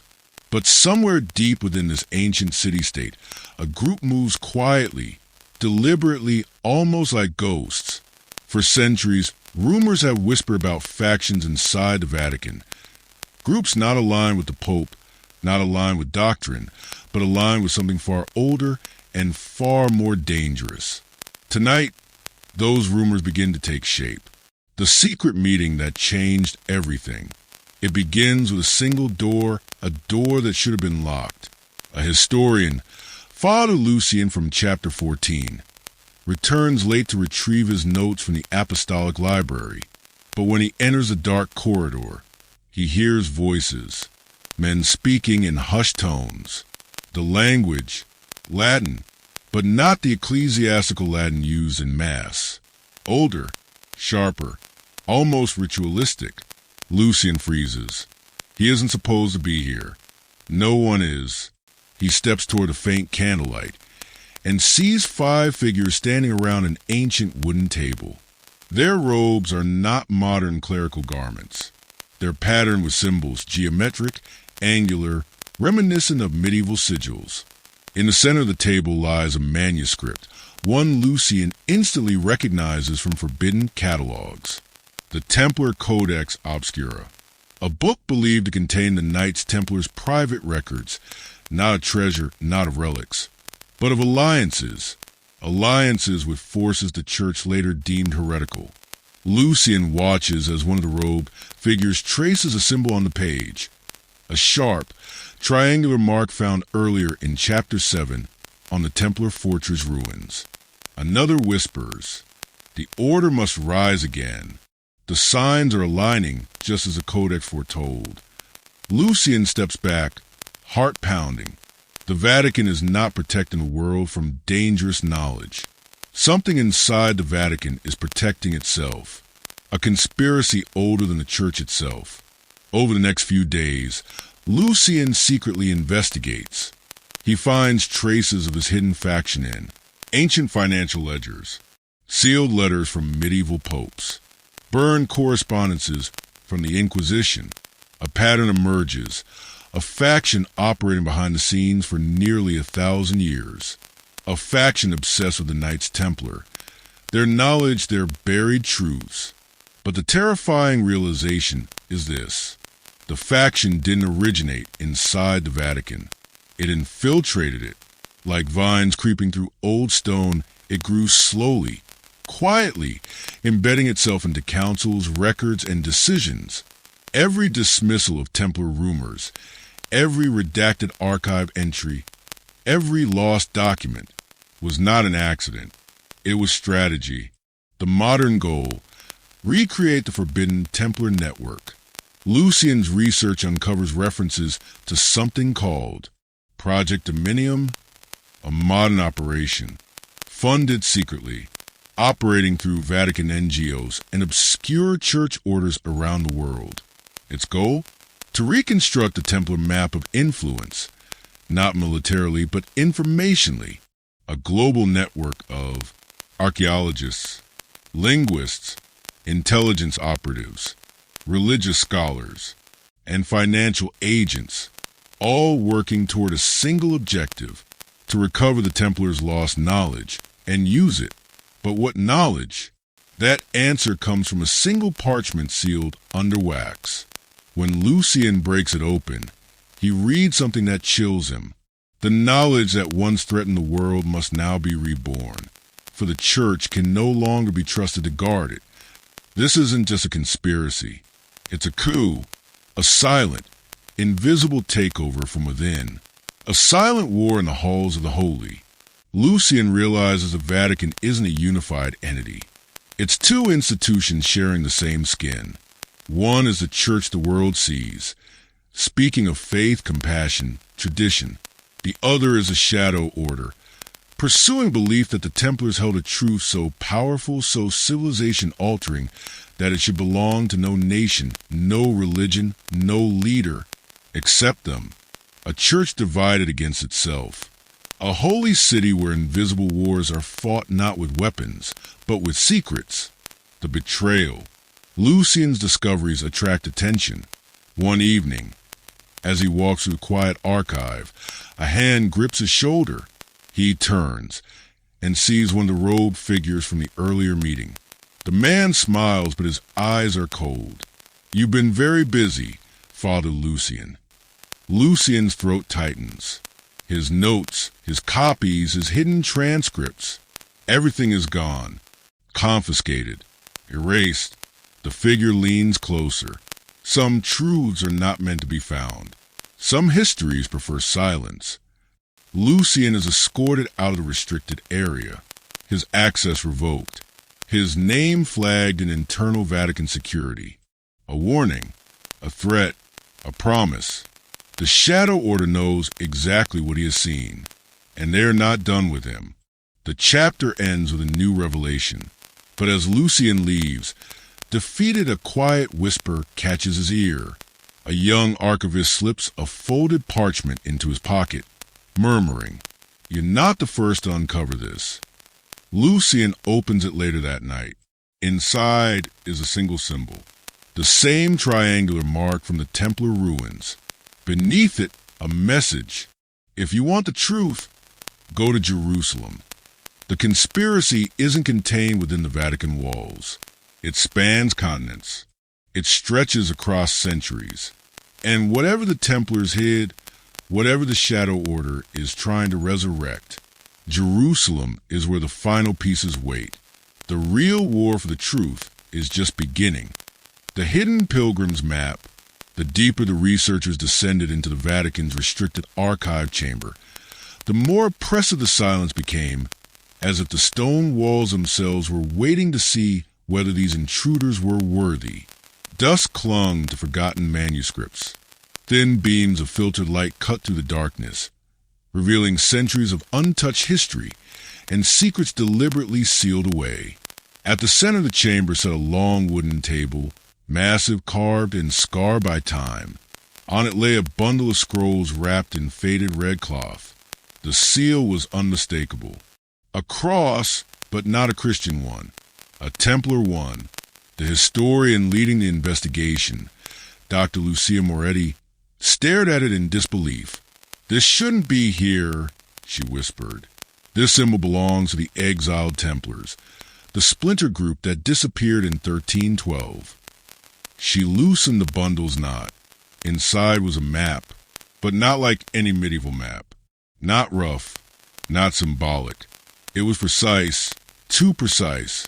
Scale markers, measurements, star alignments, geographic coordinates, centuries ahead of their time. The parchment shimmered faintly, as if coated with a thin layer of protective resin only the most advanced scribes of the age would ever have understood. But what truly caught her eye were the markings running along the border, a sequence of symbols that were not Latin, not Greek, not Hebrew, not even the runes from northern tribes.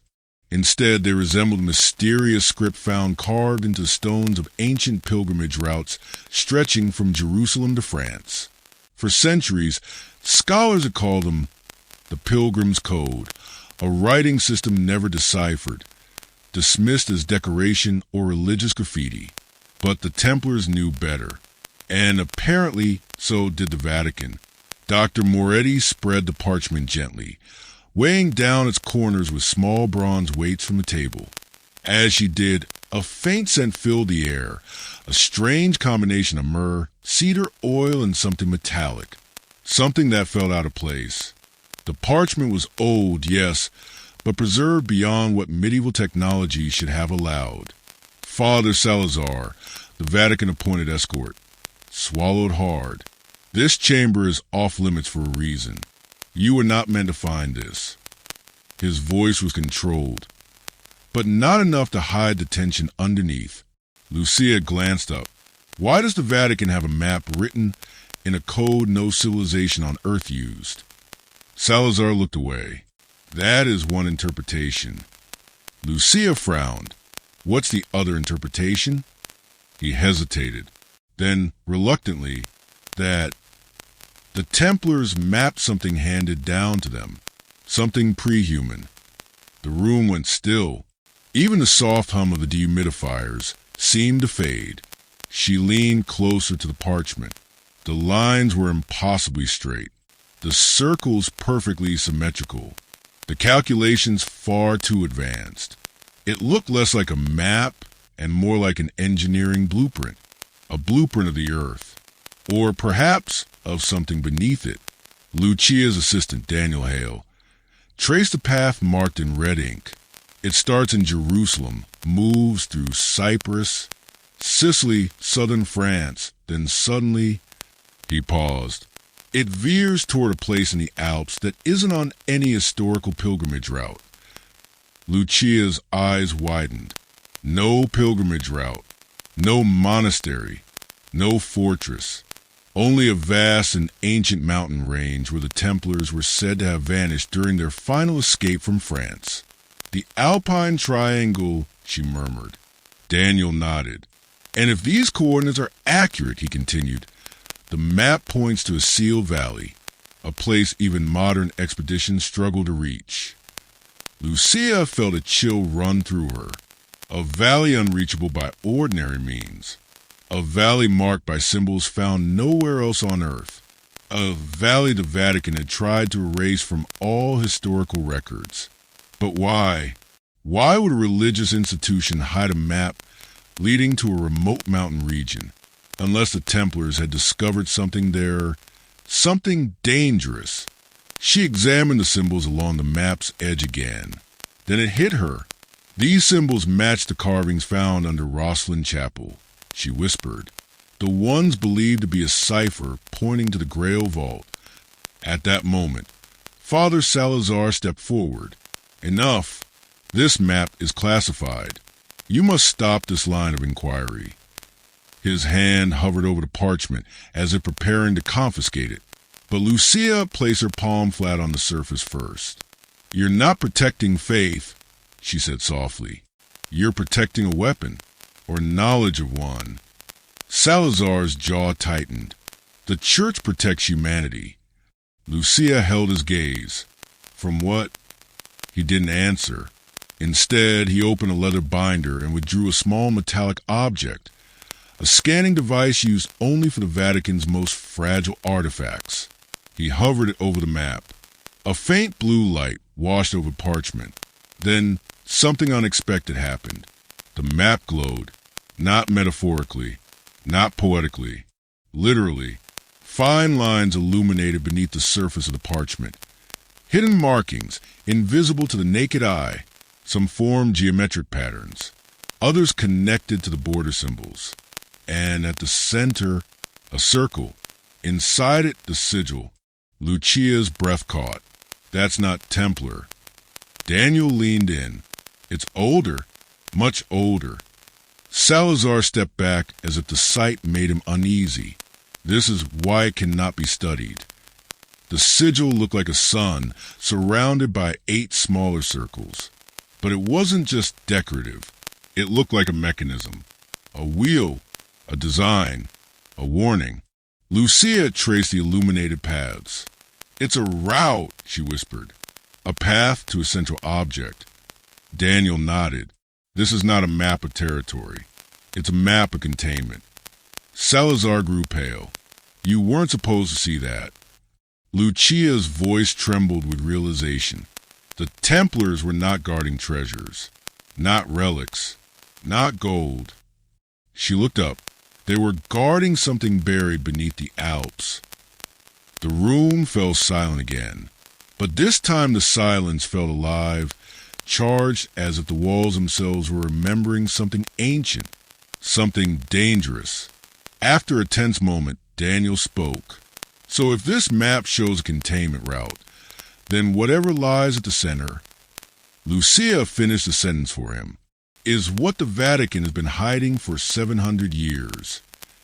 Salazar slowly exhaled and finally admitted, the Church believes the object in that valley predates humanity. The Templars found it by accident and it changed them. Daniel frowned. Changed them how? Salazar hesitated. No one who touched it remained human. Lucia felt the blood drain from her face.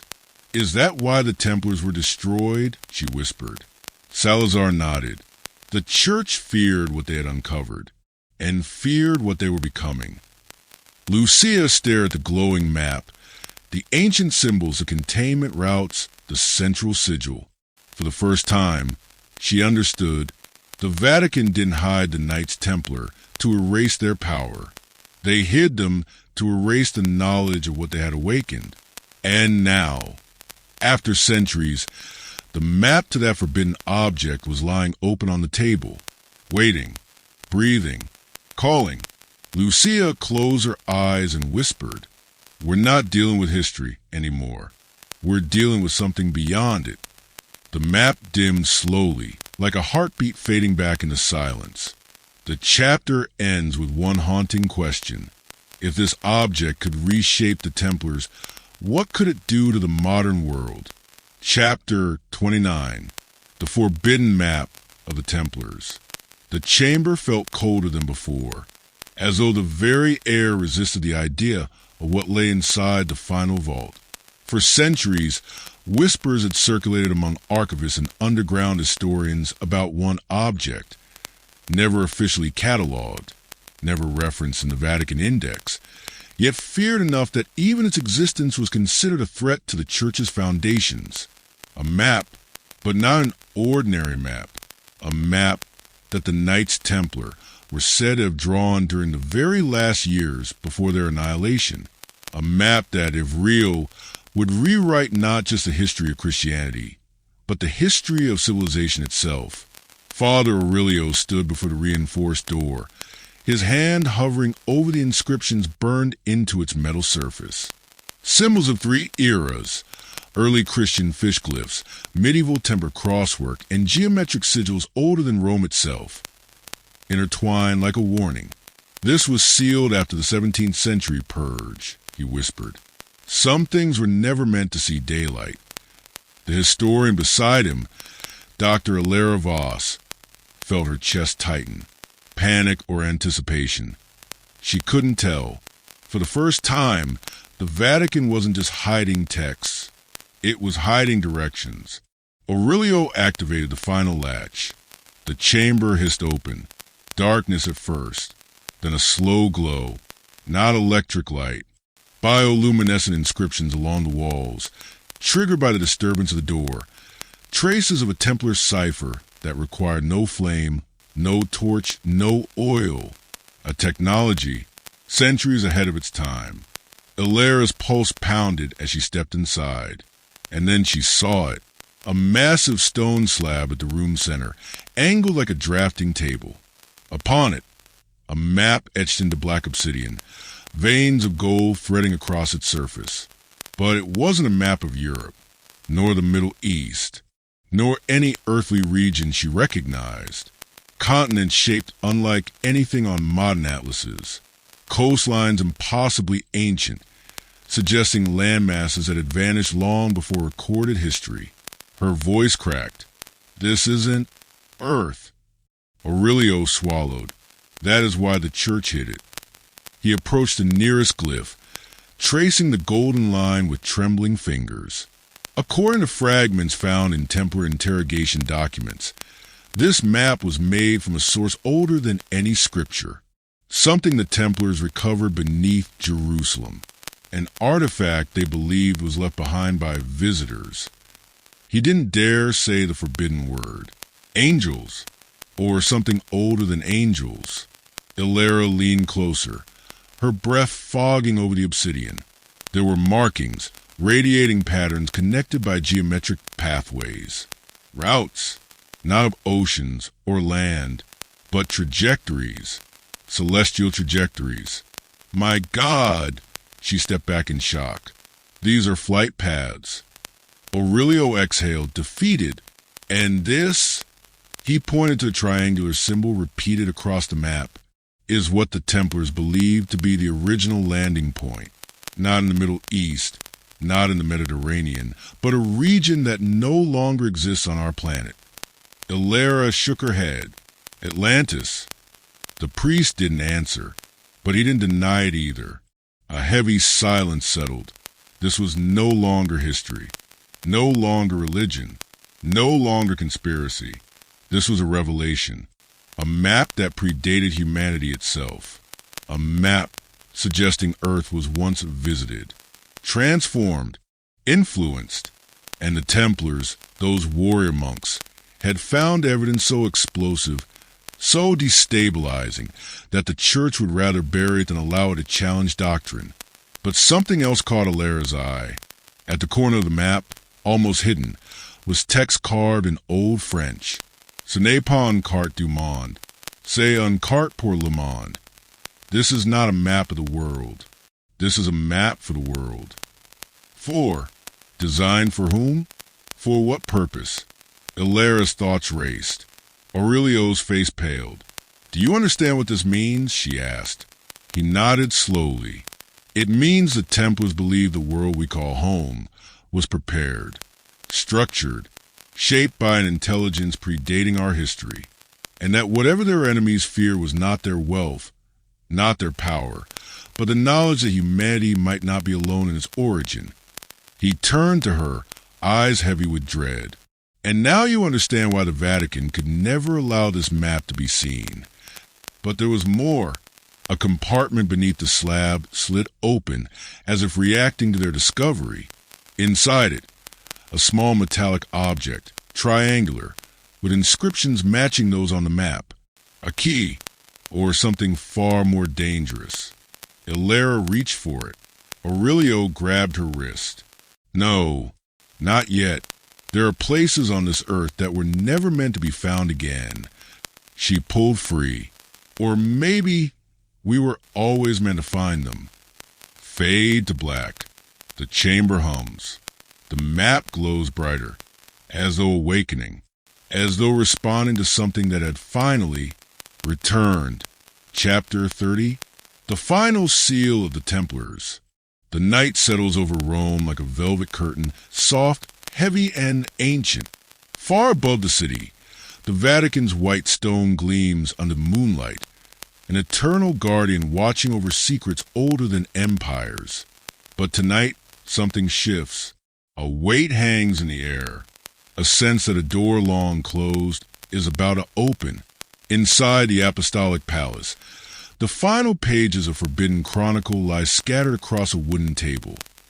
The journey that began in whispers, in lost manuscripts, in the forgotten memories of crusaders is reaching its end. This is where everything converges. The Templars, the Vatican, the archive, and the truth that has been buried for 7 centuries. Tonight, the final seal breaks. The letter that should not exist. The chapter opens with an object wrapped in faded red cloth, an envelope sealed with hardened wax, stamped with the sigil of the Knights Templar. Until now, historians believed all Templar communications from the final days of the order had been destroyed, burned by papal decree, or lost in the chaos of the arrests. But here it is, untouched, hidden, preserved by someone who disobeyed orders. Inside lies a message written in trembling Latin, a message whispered to the Vatican by the last surviving Templars, men on the run, hunted, cornered, but still loyal to a vision greater than kings or popes. Custodite sigillum ultimum. Guard the final seal. The Templars were not begging for mercy. They were delivering a warning. The seal beneath the Vatican. For centuries, rumors spread about a hidden vault beneath the official archives, a place where the church stored artifacts too dangerous to destroy, too powerful to reveal, too mysterious to categorize. And at the center of it, a stone container, circular, rough, bound in iron, carved with symbols foreign to traditional Christian iconography, Templar marks, runes from the Levant, star charts, and a depiction of a being, not angel, not human, surrounded by flames. This was the final seal. Historians believe it was a relic taken from Jerusalem. Others insisted it was linked to the Templar expeditions into Persia and Yemen. A few whispered that it came from a deeper past, before recorded history, before the flood stories, before civilization. Whatever the truth, the Vatican took the seal, locked it away, protected it, or hid it, depending on who you ask. And for hundreds of years, no one dared open it. Why the seal terrified the church. The writing along the rim of the container reveals something unsettling. It describes a prophecy, one not found in biblical canon, yet disturbingly familiar. When the seal breaks, the true origin of the Watchers shall be known, and kingdoms built on borrowed fire shall tremble. Watchers, a word used in the book of Enoch, a term linked to fallen angels or beings mistaken for them. The church never embraced that narrative. Too strange, too mythological, too threatening. But the Templars did. They believed the Watchers were real. Not divine, not demonic, but something that existed before religion had words to describe them. And the seal? It held what the Templars thought was proof. The forbidden opening. The Vatican never planned to open the seal. But history moves in strange ways. During the 19th century, an age of rediscovered treasures and scientific curiosity, a small faction of scholars within the church began to question long-standing doctrines. They asked why the Templars had died for this artifact. They asked why Pope Clement V panicked when he learned about its existence. They asked why a centuries-old institution felt threatened by a stone container. Quietly, without papal approval, they broke the seal. Inside was no weapon, no manuscript, no relic. It held something far more disturbing. A map of the ancient world, but drawn in a way impossible for medieval knights. It was precise, geographically accurate, showing coastlines as they existed 12,000 years ago. At the center of the map, a symbol, a tower of light, surrounded by 7 circles. A lost civilization, a vanished empire, or the origin point of the Watchers. The scholars panicked. Some believed this map proved humanity had lived through a forgotten age. Others thought it pointed to a source of knowledge older than religion. But one thing was certain. If this map was real, everything the church taught about history, creation, angels, and divine order would collapse. So the Vatican sealed it away and erased records of its opening. The last custodian speaks. In the present day, the narrator reveals a final testimony, recorded by an elderly Vatican archivist shortly before his death. His voice trembles as he recounts his life guarding secrets he barely understood. He confesses that the church never destroyed the Templar map, nor did they forget its implications. Instead, they protected it, because they feared humanity was not ready. He describes the map as a key, a pointer to something buried not in the Vatican, but somewhere on Earth, a location hidden for millennia, a place the Templars died defending, a place the church still watches. His final words echo like a warning. They are not angels, and they never were. The revelation the Vatican feared most. The chapter now connects every thread.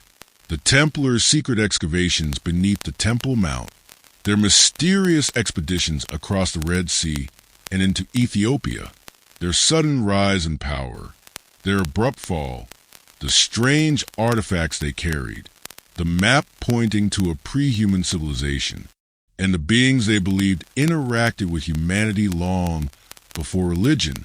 The Vatican did not hide the truth of the Templars because it was dangerous politically, but because it was dangerous cosmologically.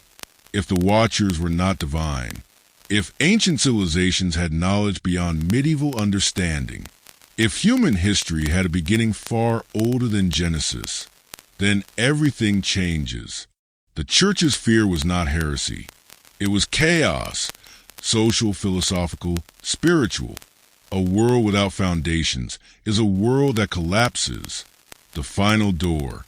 The chapter closes with a haunting visual. A narrow corridor deep beneath the Vatican.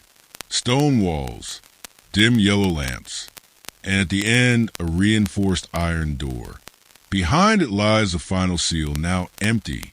Beside it rests a map, still intact, still forbidden, waiting for the right moment or the wrong person.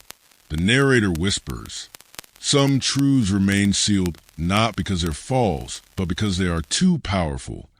The music swells. The camera pulls back. The door fades into shadow. The documentary ends not with answers, but with the knowledge that answers exist, locked away by an institution built on silence. And somewhere out there, the real secret of the Knights Templar still waits to be discovered.